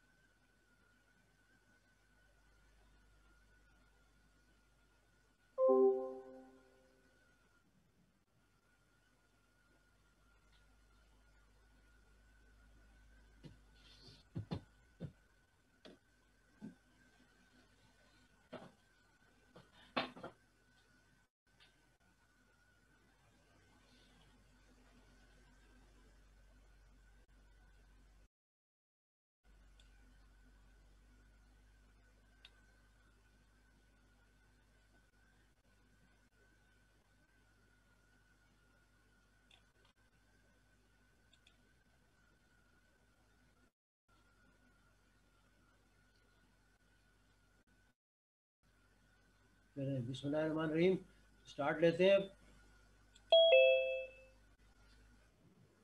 ठीक है, we are starting now. Time हो गया। Closing entries. ठीक है, अब ये सुनो बहुत गौर से, इसका पर्पस क्या है इसको अच्छी तरह समझना है। क्लोजिंग एंट्रीज, ठीक है, स्टार्ट लेते हैं। आवाज आ रही है ना मेरी? Yes sir. Yes sir. देखिए, closing entries, it means to transfer through journal entries the balances of all temporary accounts to permanent accounts. That is retained earnings. All temporary accounts means revenues and expenses and dividend. ठीक है, देखो, it means to transfer through journal entries the balances of all temporary accounts to permanent accounts. That is retained earnings. At the fiscal period end, कब काम करेंगे? At the fiscal period. Fiscal period का मतलब 12 months complete हो गए company के तब। ठीक है, जिस डेट को हो, चाहे 31 दिसंबर का हो या 30 जुलाई 30 जून को हो या any other day, 12 months completed, then ये वर्क होगा। ठीक है, इट मींस क्लोजिंग एंट्री क्या है? Transfer through journal entries the balances. Journal entries के थ्रू, इसका मतलब ये भी लेजर में जा रही है, पोस्टिंग हो रही है। ठीक है, the balances of all temporary accounts to permanent accounts, that is retained earnings at the fiscal period end. Temporary accounts are all types of expenses, revenues and expenses. याद रखो, temporary accounts जो है क्या, कौन से कहलाते हैं? Temporary accounts all types of expenses. कोई भी expense हो, अगर वो expense है, चाहे वो income tax हो या operating expense हो या revenue हो, ठीक है, ये सब टेम्परेरी अकाउंट्स हैं। And also dividends if any, right, या ड्राइंग्स, इसको हम क्लोज कर देंगे, जीरो करने का, बुक्स के अंदर जीरो करना है। क्लोजिंग एंट्री का मतलब बुक्स में इनके बैलेंसेस को जीरो कर देना। क्यों कर देना? जब हमने इनकम स्टेटमेंट बना ली, इसका इफेक्ट जो है ना, इसका नेट इफेक्ट रिटेन अर्निंग्स पे चला है। अब देखो, रिटेन अर्निंग्स हमने जो बनाई, आपको बताया, वो तो समझो एक एक्सेल पे बना रहे हैं।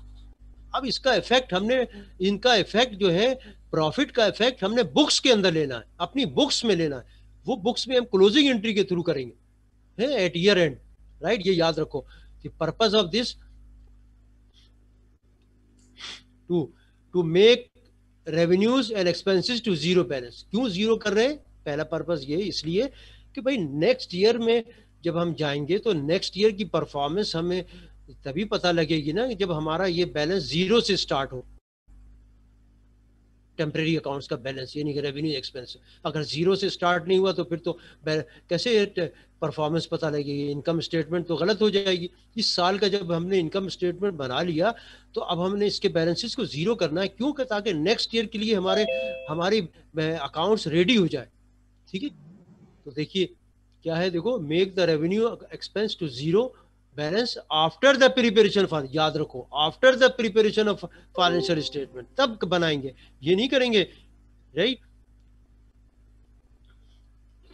To make the revenue expense to zero balance after the preparation of financial statement at the end of fiscal year, at the end of fiscal year.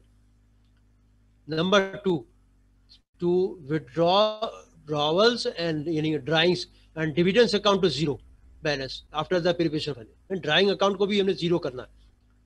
फिर third, owner security that is retained earnings etcetera must reflect the net effect of revenue expense that is profit. यानी कि retain earnings में, कि retain earnings के books में जो retain earnings का account खुला हुआ है, उसके बैलेंस को हमने नेट इफेक्ट, रेवेन्यू और एंड एक्सपेंस का नेट इफेक्ट क्या है, प्रॉफिट या लॉस है, इसको हमने रिटेन अर्निंग्स में ले जाना है बुक्स के अंदर। तो क्या देखो, third, owner security that is retained earnings must reflect the net effect of revenues and expenses. Net effect with net profit, ठीक है, वो तो हमने अभी एक्सेल पे बनाया हुआ है ना, बुक्स में ले जा रहे हैं। इसको कैसे निकालेंगे?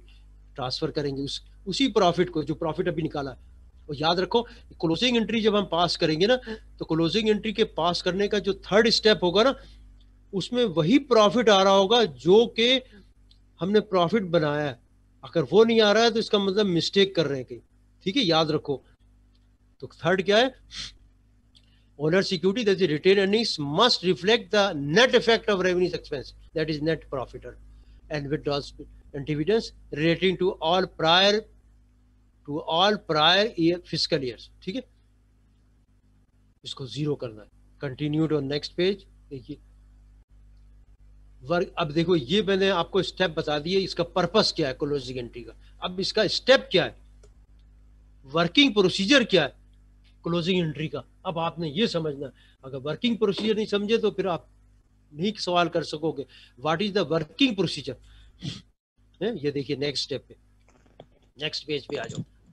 Working procedure for closing temporary accounts at the fiscal year. Varsha class ना मालूम क्या ना, ऑनलाइन क्लास में चालू जी 4 न 6 क्या हो गया? हाँ आज ऑनलाइन क्लास में जी का online uh ji.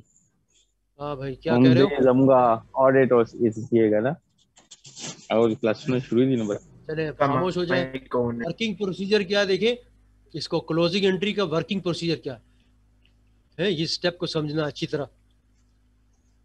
An intermediate account called income summary usually is created, इसको क्लोज करने के लिए हम एक और टेम्परेरी अकाउंट ओपन करते हैं, इसको कहते हैं इनकम समरी, ठीक है।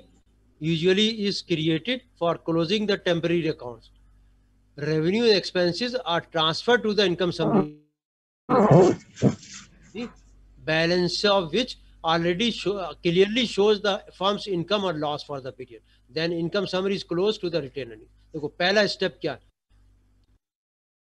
sequence of closing procedure is as follows।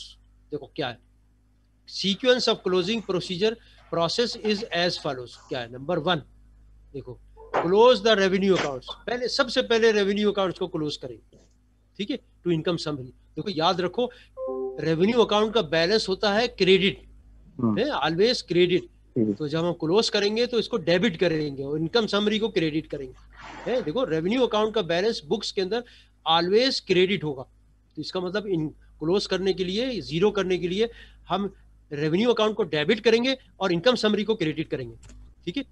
Next second step, close the expense accounts.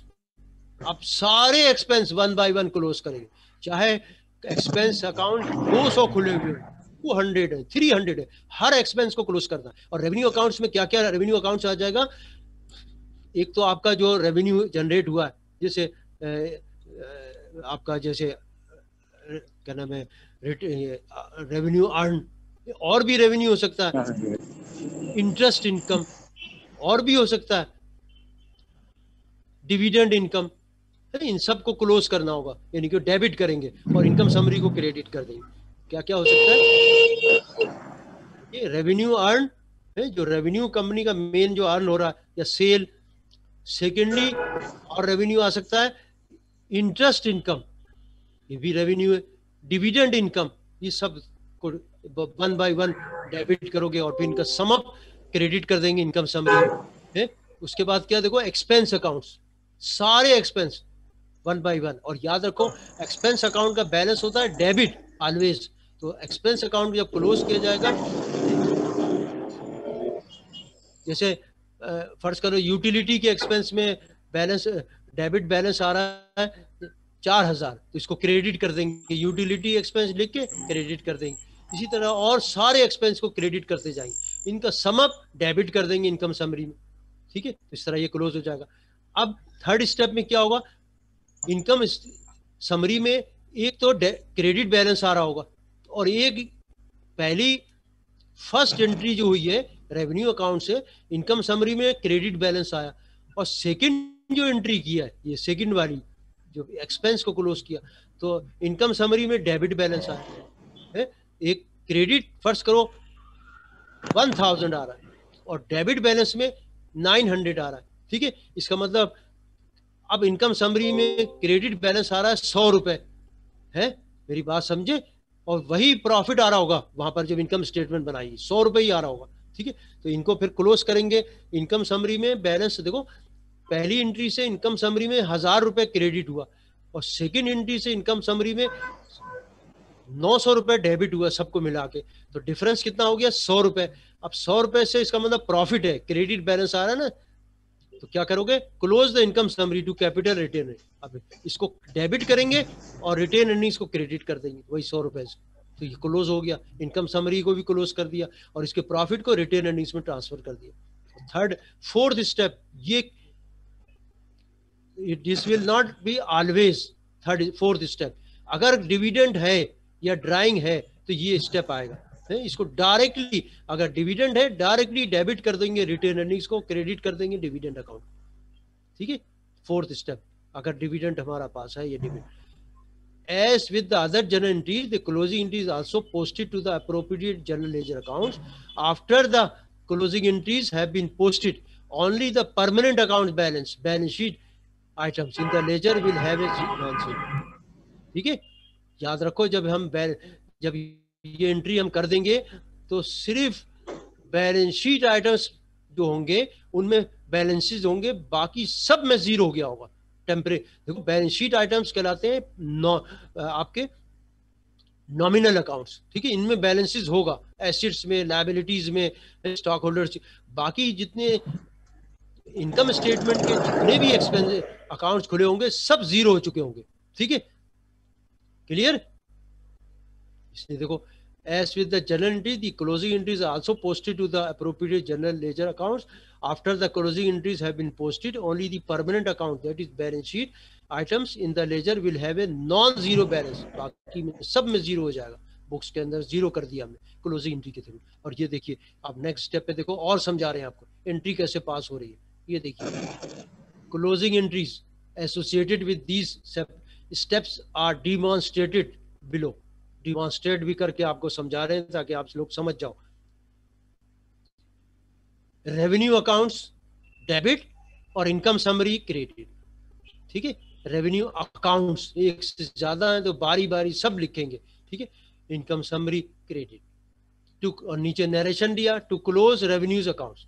Third, once this closing entry आपको एक्सप्लेन कर रहे हैं, once this closing entry is made the revenue accounts, या एक से ज्यादा है तो अकाउंट्स, इसलिए ब्रैकेट में लिखा, balance will be zero and the account will be ready to accumulate revenue again at the beginning of the next accounting period. इसलिए किया हमने, इसको रेडी करना है। ठीक है, नेक्स्ट ईयर के लिए अब ये रेडी हो गया है। जब तक ये स्टेप नहीं करेगा, जो आपका जो मैनेजर है वो अलाउ नहीं करेगा अपने स्टाफ को कि एंट्री करो नेक्स्ट ईयर की। देखो, once this closing entry is made, the revenue account balance will be zero and the account will be ready to accumulate revenue again at the beginning of the next period. ठीक है, next second step, close expense to income summary. close expense to income summary. ठीक है, देखो income summary debit और expense account, ये सारे expense हैं। 200 हैं तो ये 200 एक्सपेंस अकाउंट लिखेंगे हम। यूटिलिटीज एक्सपेंस, सैलरीज एक्सपेंस, ठीक है, इनकम टैक्स एक्सपेंस। ठीक है, वन बाय वन सबका टोटल इनकम समरी में आ जाएगा। जैसे 200 अकाउंट्स आए, सब क्रेडिट किया तभी तो, और इसको पोस्ट करेंगे तो जीरो हो जाएगा ना वहाँ जनरल लेजर में, और डेबिट कर दिया इनकम समरी में। अब याद रखो कि इनकम समरी में देखो फर्स्ट स्टेप से क्रेडिट आया, आपको बताया ना 1000 रुपए बनाई, और ये जो डेबिट किया ये सारे एक्सपेंस को, तो यहाँ पर 900 रुपए आया। ठीक है, तो इनका जो डिफरेंस हुआ क्रेडिट बैलेंस में, फिर 100 रुपए रह गया ना, अब इसको क्लोज करना है। ठीक है, अब देखिए ये पहले एक्सप्लेन कर रहे हैं आपको। After closing the balances, after closing the balance of expenses will be zero and all the accounts and all accounts will be ready for the expense of the next accounting period. At this stage, credit column of the income summary represents firm's revenues and the debit column represents the expenses, and the balance figures income for the period. That must be the same as reported in the, देखो क्या लिखा हुआ है, that must be the same, वही होना चाहिए जो कि आपने प्रॉफिट एंड लॉस अकाउंट बनाया था. ठीक है, that must be the same as reported in the income statement, right. Second step के बाद थर्ड स्टेप आए, क्लोज इनकम समरी। अभी ये भी टेम्परेरी था ना, इसको क्लोज किया। देखो, इनकम और loss for the period ultimately adds to the और सब्ट्रैक्ट, लॉस होगा तो सब्ट्रैक्ट होगा from the firm's capital. Income summary account is close to capital और रेवेन्यू अकाउंट।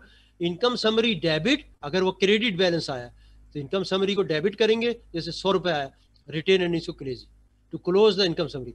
इफ, ये देखो नोट को भी समझो, if there is a loss the above entry will be then entry will be the vice versa, ठीक है। अगर loss आया होगा उससे तो ये वाइस वर्सा हो जाएगी, यानी कि रिटेन अर्निंग्स डेबिट हो जाएगा और इनकम समरी क्रेडिट हो जाएगी, तभी क्लोज होगा ये, ठीक है। और इस तरीके इसकी इस एंट्री से क्या होगा, आपका ये 3 स्टेप से क्या हुआ, आपका जो प्रॉफिट है ना बुक्स में ट्रांसफर हो गया। अब ट्रांसफर हो गया, जब तक क्लोजिंग एंट्री नहीं करी वो बुक्स में ट्रांसफर नहीं हुआ। सारे रेवेन्यू एक्सपेंस जीरो हो गए और उसका नेट इफेक्ट रिटेन अर्निंग्स में ट्रांसफर हो गया, राइट। और वो रेडी भी हो गए नेक्स्ट ईयर के लिए, और उसका बैलेंस जो है वो रिटेन अर्निंग्स में आ गया, ठीक है, थर्ड स्टेप में, ठीक है। लास्ट स्टेप ये मतलब है कि ऑलवेज नहीं होगा, अगर डिविडेंड होगा या ड्राइंग होगा तो ये फिर होगा। देखो, close dividend and drawing account, any capital withdrawals, dividend paid during the period will reduce the capital account balance, so the withdrawal is close to retain earnings। देखो, रिटेन अर्निंग डिविडेंड अगर होगा तो क्लोज क्या करेंगे, dividend retain earnings debit, क्योंकि less होता है ना ये, और डिविडेंड क्रेडिट, ठीक है। ये डिविडेंड क्लोज हो गया और रिटेन अर्निंग्स इस एंट्री से कम हो गई।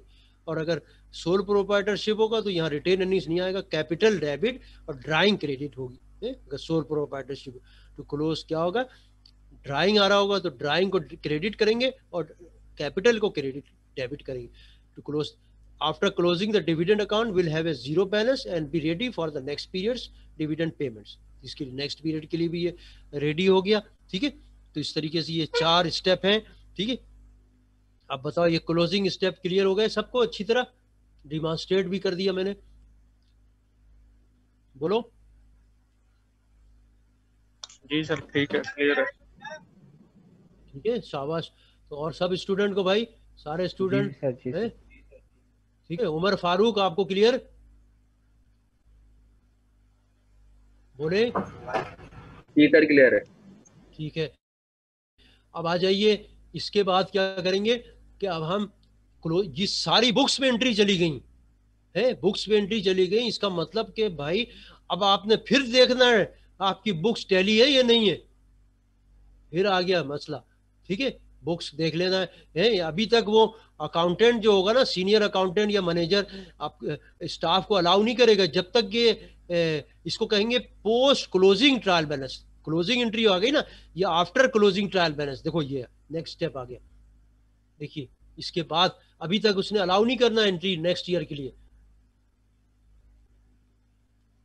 देखिए नोट, ये भी जरा पढ़ लो, फिर आपको बताते हैं, ये नोट भी इंपॉर्टेंट है। In case of merchandising company, ठीक है, sales, sales return, sales discount, purchases, purchase returns, purchase discount, cost of good sold, opening inventory, closing inventory will all be close to income summary in addition to other expenses and revenues as discussed above। याद रखो, अगर कोई merchandising company है तो ये additional accounts आ रहे हैं जो कि अभी नहीं थे। सेल का फिगर आ रही होगी, सेल्स रिटर्न्स की फिगर आ रही होगी, आ सकती है, सेल्स डिस्काउंट की फिगर आ सकती है, परचेजेस आ रही होगी, सब अकाउंट खुले होंगे, परचेजेस रिटर्न्स भी होगी, purchases discount, cost of good sold, opening inventory, closing, इनको भी क्लोज किया जाएगा सबको, ठीक है। इसको, ये जो क्लोजिंग एंट्री हमने पास की है, इनमें ये भी सब क्लोज किया, क्योंकि ये रेवेन्यू अकाउंट है, समझो। Sales, sales returns, sales discount और परचेजेस वगैरह जो है, समझो ये एक्सपेंस अकाउंट है, ठीक है। और इन्वेंट्री को भी क्लोज करेंगे, ठीक है, ओपनिंग को क्लोज करेंगे और क्लोजिंग जो है वो आपकी बुक्स में वापस ली जाएगी, ठीक है। वापस नहीं बल्कि न्यू क्लोजिंग बैलेंस हमारे पास क्रिएट होगा कि बैलेंस क्या बचा, ठीक है। तो ये हम जब इसके स्टेप्स हम आपको समझाएंगे जब मर्चेंडाइजिंग बिजनेस करेंगे, ठीक है, ये चीज़ आपको समझाई जाएगी फिर से।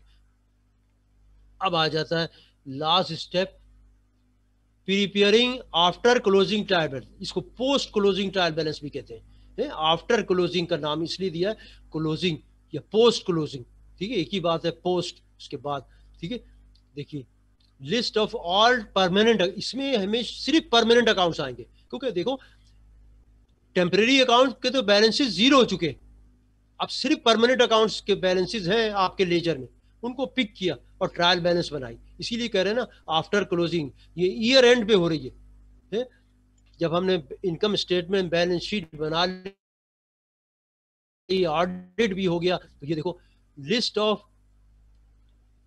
देखिए list of all permanent accounts, क्योंकि बाकी बैलेंसेस तो जीरो है, उनको पिक करने की जरूरत ही नहीं है। List of all permanent accounts and their balances from the ledger after the all adjusting and closing entries have been posted at the fiscal period 12 months, and a post closing trial balance is prepared to check the, को सिर्फ इसका क्या मकसद है, post closing trial balance is prepared to check the clerical accuracy of the closing entries and to prove that the accounting equation, यानी कि asset is equal to liabilities plus capital, is in balance before the next accounting year begins।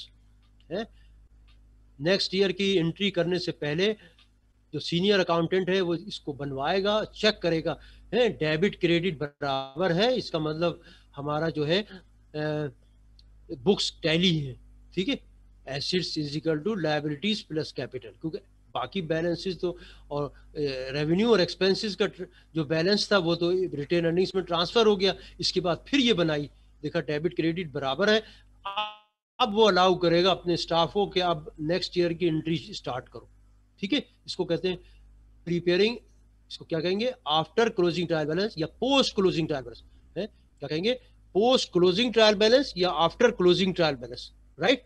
तो इस तरीके से ये हमने कहा accounting cycles ended in all respect, हमारा अकाउंटिंग साइकिल एंड हो गया, ठीक है, इन ऑल रिस्पेक्ट, ठीक है, हमने कंप्लीट कर दिया, ठीक है, अकाउंटिंग साइकिल हमारा कंप्लीट हो गया, ठीक है। तो ये इस तरीके से अब हम वही क्वेश्चन को उठाते हैं, ठीक है, तो ये हमारा एंड हो गया, ठीक है।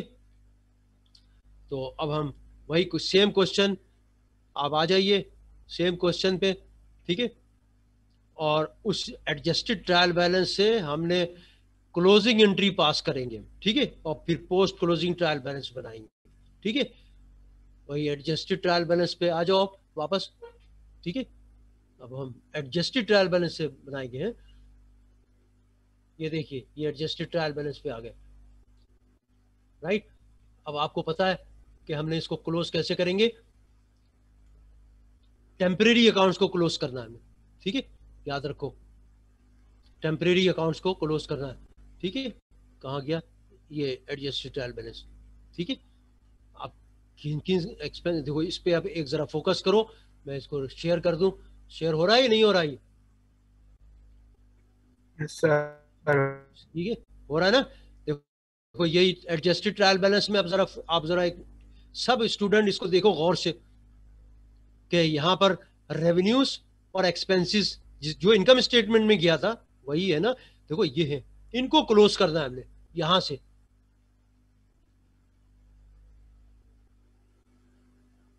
ठीक है, और इसका बैलेंसेस ये रिटेन अर्निंग्स में ऑटोमेटिकली चला जाएगा, ठीक है। ये देखो ये इनको क्लोज करना है, पहले रेवेन्यू, देखो यहाँ रेवेन्यू एक ही आइटम है, ठीक है, अगर इंटरेस्ट इनकम डिविडेंड इनकम ये होता वो भी होता, तो ये देखो रेवेन्यू, इसको सबसे पहले क्लोज करेंगे, फिर ये सारे एक्सपेंस एक साथ क्लोज करोगे, 1 बाय 1 लिखोगे सारे एक्सपेंस, सैलरीज एक्सपेंस, देखो ये हमें पता है कि ये डेबिट बैलेंस है, ऑलवेज डेबिट होता है, इनको क्लोज करेंगे और फिर इसका जो डिफरेंस होगा वो रिटेन अर्निंग्स में चला जाएगा, डिविडेंड तो है नहीं यहाँ पर अभी, तो उसको है, अगर होता तो वो भी क्लोज किया था, तो अब इसको हमने क्लोज करने जा रहे हैं, ठीक है। तो देखिए क्लोजिंग एंट्री पे आ जाओ, ठीक है, समझ गए, जब क्लोजिंग एंट्री है तो आपको फौरन कॉन्सेप्ट बिल्कुल क्लियर होना चाहिए कि closing entry means we are now closing and this will be done after preparation of financial statements, after the preparation of financial statement at year end, at fiscal period end, at 12 months end, after the audit, सब होने के बाद जब सब कुछ हो गया फिर ये काम होगा, याद रखो, ठीक है। इसका अब क्यों क्लोज कर रहे हैं इसको, ताकि इसके एक्सपेंसेस को, रेवेन्यूज को जीरो करके इसका नेट इफेक्ट बुक में ट्रांसफर करें, यानी कि प्रॉफिट को बुक में ट्रांसफर करें। अभी तक बुक में नहीं ट्रांसफर हुआ, या लॉस को बुक में ट्रांसफर करने का मतलब रिटेन अर्निंग्स में ट्रांसफर करना, ठीक है। तो अब आ जाइए अब, ठीक है, कॉन्सेप्ट अपना बिल्कुल क्लियर रखो, ठीक है। क्लोजिंग एंट्री पे आ गए, देखो क्लोजिंग एंट्री,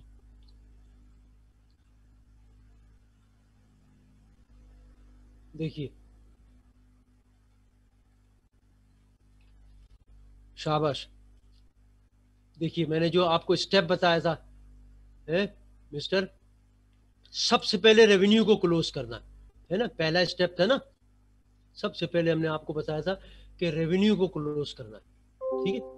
तो आपने क्या किया, ये देखिए,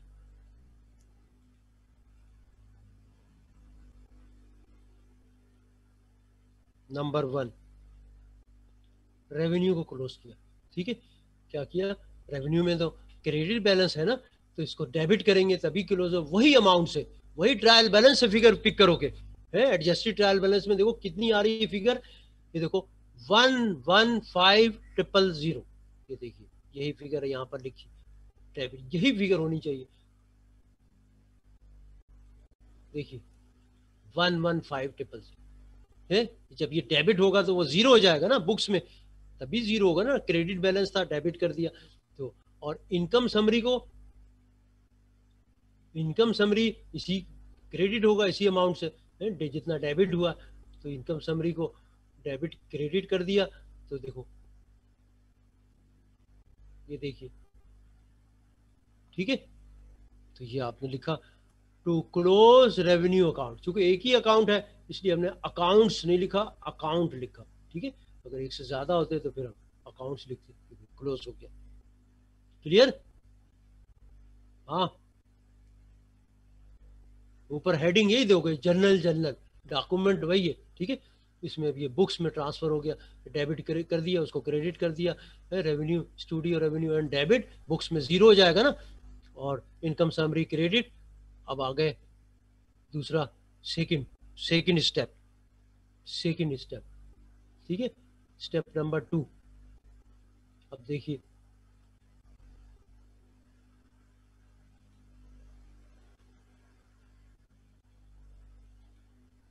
इनकम से, अब यहां पर अमाउंट कैसे आएगा, पहले क्रेडिट करोगे फिर उसका टोटल करोगे तो फिर पता लगेगा कि डेबिट कितना हो रहा है, याद रखो, ठीक है। तो इसलिए हमने लिखा, देखिए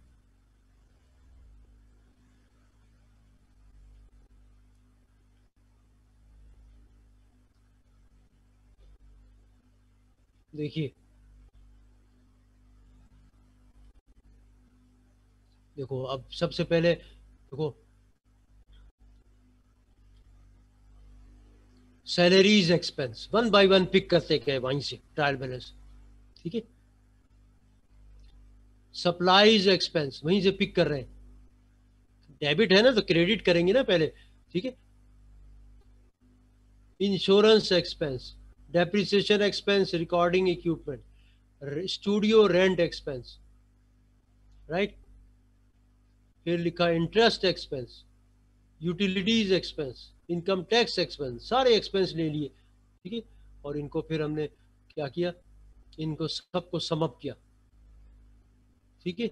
इनका सबका सम अप कितना आया, कितना है भाई, सब का सम अप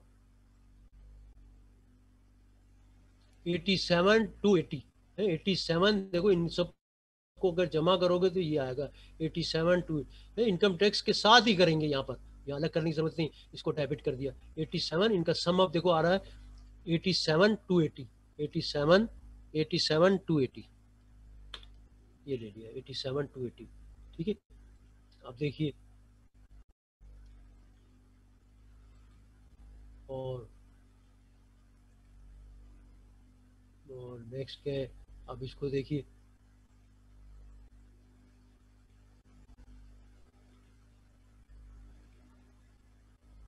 ठीक है। तो अब देखो ये 2 एंट्री के बाद अब मैं आपसे पूछूंगा कि इनकम समरी में डेबिट बैलेंस आ रहा है, क्रेडिट आ रहा है, कितना आ रहा है और कितना आ रहा है, बताओ जल्दी से स्टूडेंट।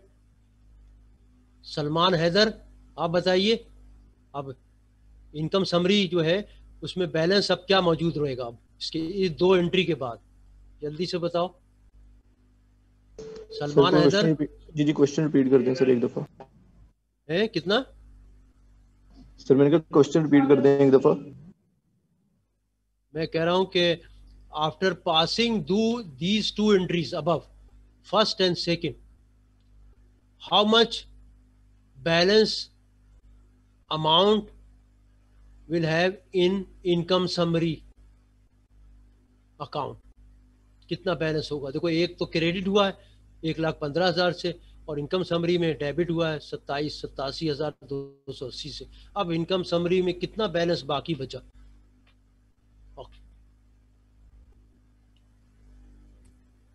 क्या बैलेंस बचा?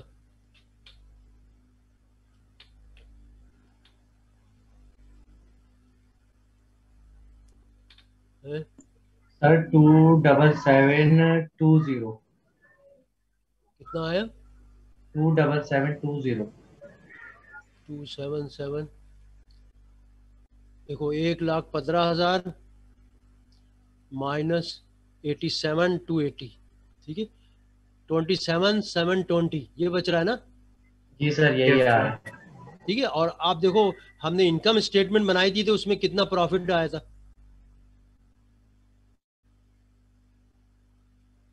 ये देखो सेम प्रॉफिट में भी सेम ही था, है ना, सेम। ये थर्ड एंट्री करने से पहले चेक कर लोगे यही आया।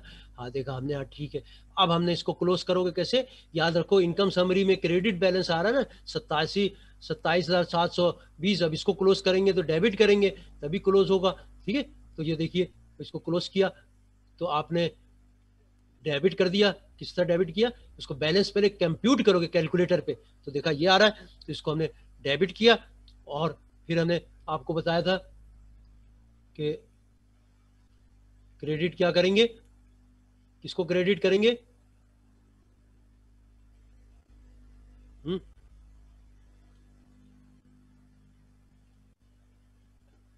ठीक है, रिटेन अर्निंग्स क्रेडिट होगा, है इसके प्रॉफिट है ना, रिटेन अर्निंग्स को क्रेडिट कर दिया 27,000, तो ये रिटेन अर्निंग्स के अकाउंट में बैलेंस भी ट्रांसफर हो गया, ठीक है, क्लियर हुई। और लिखा यहाँ पर to close income summary account, ठीक है, to close income summary account close किया। हमेशा क्लोज होगा रिटेन अर्निंग्स में, है अगर लिमिटेड कंपनी है, ठीक है, क्लियर हो गया। अगर अब डिविडेंड अगर होता है तो फिर डिविडेंड को चौथे स्टेप में हम करते, ठीक है। यहाँ पर अब ये लिख दिया हमने, थर्ड स्टेप समझो ये हो गया, ठीक है। तो ये आपका कंप्लीट हो गया, ठीक है, क्लोजिंग एंट्री हमारी कंप्लीट हो गई। बुक्स में ट्रांसफर हो गया प्रॉफिट, यूं समझो, है बुक्स में रिटेन अर्निंग्स में ट्रांसफर होता है ना प्रॉफिट, ठीक है। और अगर ये लॉस होता तो ये थर्ड एंट्री वाइस वर्सा होती, ठीक है, थर्ड एंट्री वाइस वर्सा होती, ठीक है। कोई इनकम समरी में डेबिट बैलेंस आ रहा था इंस्टेड ऑफ क्रेडिट बैलेंस, तो ये हमारा जर्नल एंट्री हमने पास कर दी। जर्नल में क्लोजिंग स्टेप हमारा थर्ड ये जो कंप्लीट हो गया, ठीक है। क्लोजिंग एंट्री क्लियर हुई?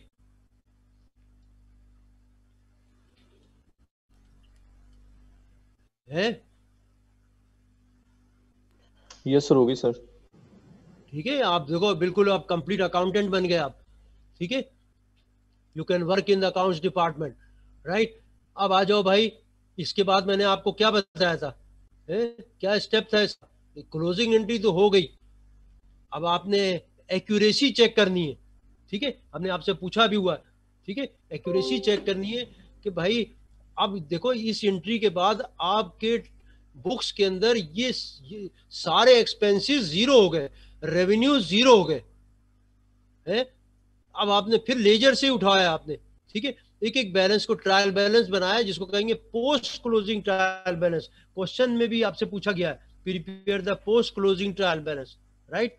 तो आपने अब देखिए पोस्ट क्लोजिंग ट्रायल बैलेंस पे आ गए, देखो ये जो एडजस्टेड ट्रायल बैलेंस थी ना, ये देखिए ये सारे क्लोज हो गए आपके यहाँ से यहाँ तक, और बुक्स में ट्रांसफर हो गया, ठीक है। और रिटेन अर्निंग्स का बैलेंस अब ये नहीं रहा, ये याद रखो, चेंज हो गया, ठीक है। रिटेन अर्निंग्स में वो ऐड हो गया, ये बैलेंसेस जीरो हो गए, बाकी सारे बैलेंसेस एज इट इज आएंगे, ठीक है। देखिए पोस्ट क्लोजिंग ट्रायल बैलेंस, ये देखिए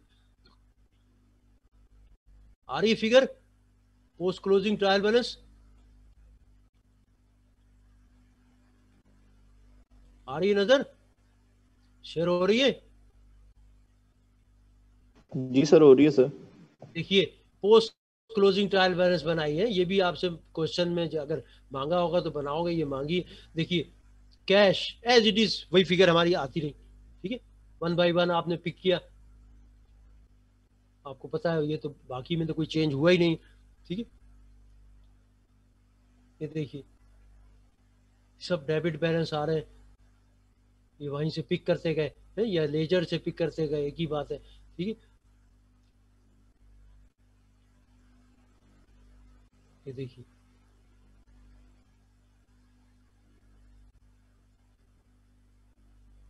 लेकिन ये जो रिटेन अर्निंग्स का बैलेंस है ना, है रिटेन अर्निंग्स में आपको पता है वो क्लोजिंग एंट्री की वजह से 27,720 वो उसमें प्लस हो गया है। तो इसलिए देखो रिटेन अर्निंग्स का बैलेंस ट्रायल बैलेंस से नहीं फिगर उठाया, यहाँ देखो वर्किंग की 38,000 trial balance figure plus closing entry, ये अब ये क्लोजिंग एंट्री का से बैलेंस उठा है, ये जो क्लोजिंग एंट्री पास की देखो ये 27 कहाँ से आ रहा है, 27 ये देखिए क्लोजिंग एंट्री में आया, देखो ये रिटेन अर्निंग्स में प्लस क्रेडिट किया, यानी कि प्लस किया है, ये यहाँ पर प्लस कर दिया, इसमें प्लस किया और लिख करने के बाद यहाँ पर लिखा, ठीक है। ये देखिए और फिर इसको सम अप किया, अब हमने इसको सम अप किया, क्यों? ताकि बुक आपकी बुक्स टैली है, देखिए यहाँ पर आपको पढ़ाते हुए मैंने बताया था, ये देखिए इसका पोस्ट क्लोजिंग ट्रायल बैलेंस का पर्पस क्या है, ये देखिए पोस्ट क्लोजिंग ट्रायल बैलेंस का पर्पस बताया था, ठीक है। ये मैं फिर शेयर कर रहा हूँ इसको आपको, जल्दी से इसको देखो, देखिए ये देखिए list of all permanent accounts and their balances from the ledger after all the adjusting closing entries have been posted at the fiscal period end 12 months. A post closing trial balance prepared to check the, ये देखिए, to check the clerical accuracy of the closing entries and to prove that the accounting equation in balance before the next period begins. ये purpose था इसका, ठीक है।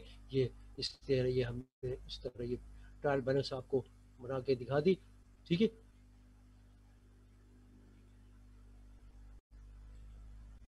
ठीक है, सवाल क्लियर हो गया? जी सर। जी सर, हो गया भाई? सर। जी सर, जी सर। ऑल क्लियर टू अच्छा ऑल? सर, सबसे पहले हम जो है इसका एडजस्टेड ट्रायल बैलेंस बनाते हैं, उसके बाद बैलेंस शीट बनाते हैं, फिर उसके बाद क्लोजिंग शीट बनाते हैं, क्लोजिंग ट्रायल बैलेंस। थोड़ा सा आप गलती कर रहे हो, एडजस्टिंग एंट्री पास की, फिर एडजस्टेड ट्रायल बैलेंस बनाया, फिर आपने फाइनेंशियल स्टेटमेंट में सबसे पहले इनकम स्टेटमेंट बनाया है, income statement, retained earning statement, फिर बैलेंस शीट, ठीक है।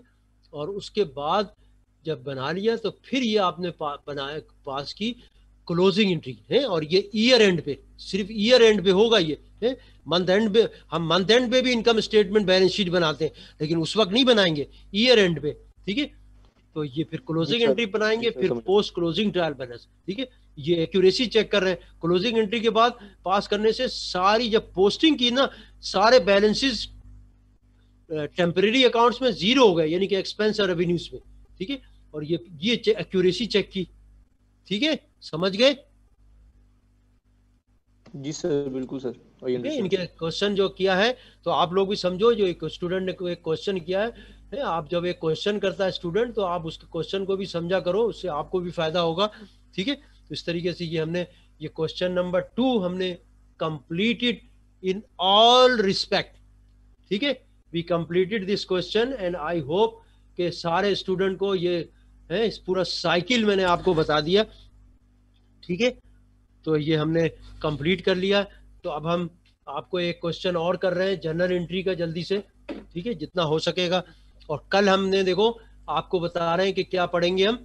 एक तो फिर एक क्वेश्चन हम करेंगे, आपको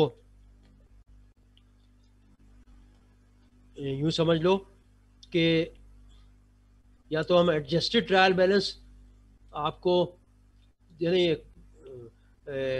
अनएडजस्टेड ट्रायल बैलेंस आपको प्रोवाइड करेंगे, और फिर आपको एडजस्टिंग एंट्री, फिर एडजस्टेड ट्रायल बैलेंस, और फिर ये सारे स्टेप्स आपको समझाएंगे। कोशिश करेंगे कि कल की क्लास में एक क्वेश्चन और हो जाए ताकि ये आपको कॉन्सेप्ट बिल्कुल क्लियर हो जाए, ताकि नेक्स्ट वीक में हम मर्चेंडाइजिंग बिजनेस स्टार्ट कर सकें। ठीक है, तो अभी एक मैं जर्नल एंट्री का सवाल करा रहा हूँ, और फिर जर्नल एंट्री का एक क्वेश्चन और कराते हैं आपको। ठीक है, या जितना भी हो सकेगा ये मैं आपको, ठीक है। आई होप के सब स्टूडेंट को समझ गए होंगे, सारे जितने भी पार्टिसिपेंट्स हैं। ठीक है, अगर आप लोग अटेंड कर रहे हो तो कोई इशू नहीं होना चाहिए। ठीक है, मैं बिल्कुल इनिशियल स्टेज से बता रहा हूँ कि आपको कोई बैकग्राउंड नहीं है, तो आप कैन अंडरस्टैंड। ठीक है, आप देखो इस तरह याद रखो, अकाउंटिंग पढ़ो, याद रखो मेरी बात कि अकाउंटिंग इस तरह पढ़ो कि आपने अकाउंटिंग पास भी करनी है, और अकाउंटिंग आप, अगर आपका भाई पढ़ रहा है, आपका दोस्त पढ़ रहा है, आपका बेटा पढ़ रहा है, तो आप उसको टीच भी कर सको अकाउंटिंग। जैसे A level, O level, B com, inter commerce, ये सब्जेक्ट पढ़ने के बाद यू कैन टीच देम, याद रखो। ठीक है, इस पॉइंट ऑफ व्यू से पढ़ो, to learn the subject fully, तो आप पास हो जाओगे। कम टू द क्वेश्चन, ये देखिए मैं शेयर कर रहा हूं क्वेश्चन आपको, देखिए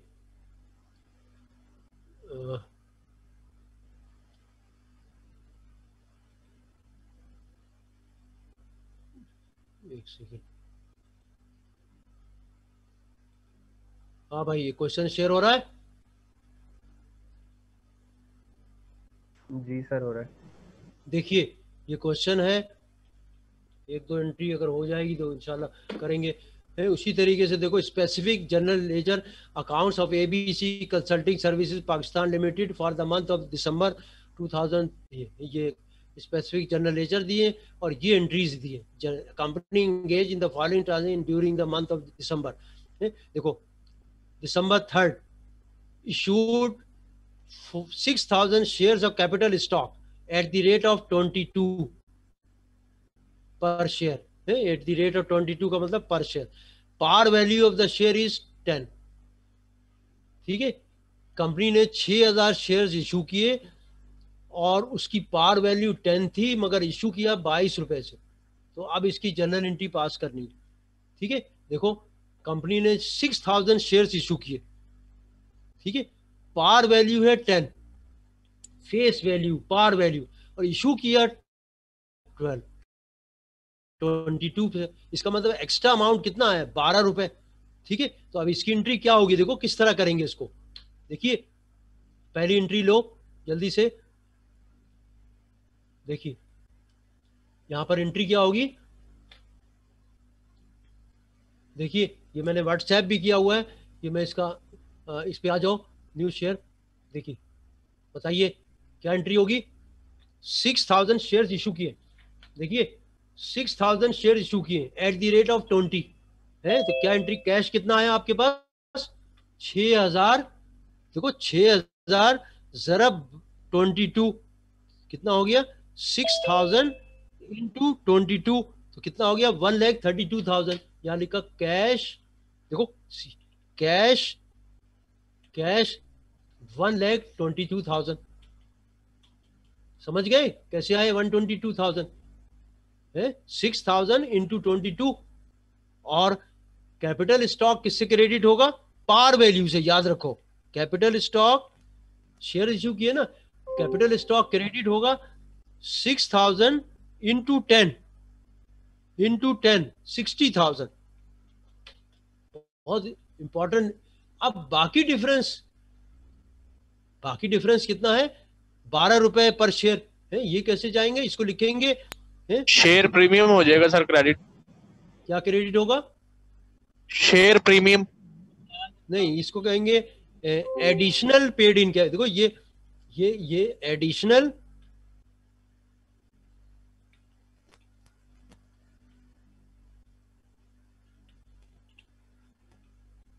पेड इन,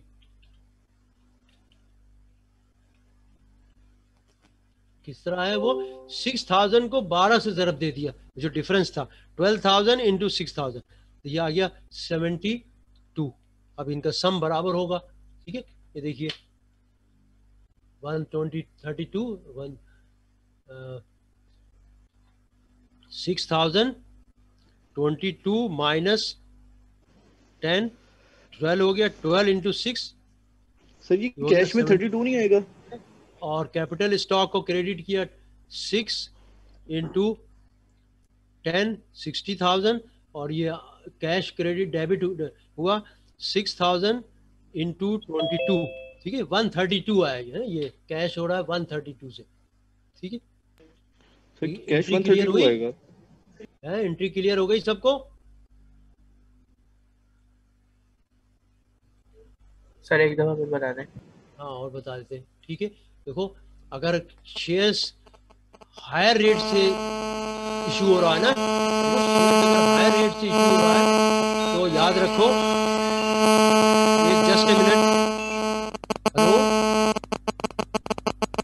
वालेकुम,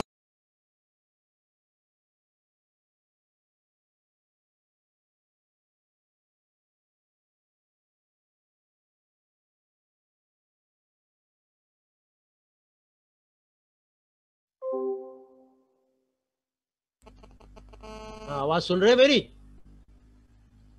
यस सर। देखिए कैश डेबिट हुआ क्योंकि शेयर 6000 इशू किए, 22 रुपए से इशू किया, तो वो तो कैश तो इतना आया 6000 इंटू 22 तो 132। अब कैपिटल स्टॉक जो क्रेडिट होगा वो पार वैल्यू से क्रेडिट होगा 6 इंटू 10, याद रखो 6 इंटू 10। अब डिफरेंस जो है ना 12 रुपीज, वो एडिशनल पेड इन कैपिटल लिखेंगे किस तरह, 22 minus 10 is equal to 12, 12 into 6, तो इसको कहेंगे additional paid in capital credit.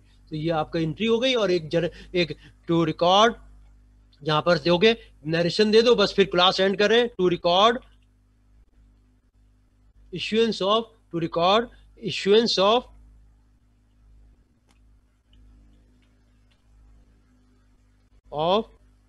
देखो 6,000 शेयर्स, ठीक है, एट द रेट ऑफ, ठीक है, at the rate of rupees 22, at the rate of देखो एट द रेट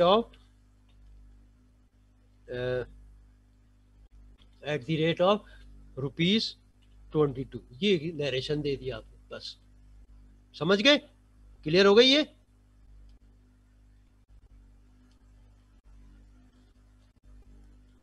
हाँ भाई बोलो। Yes sir. हो गई सर, हो गई।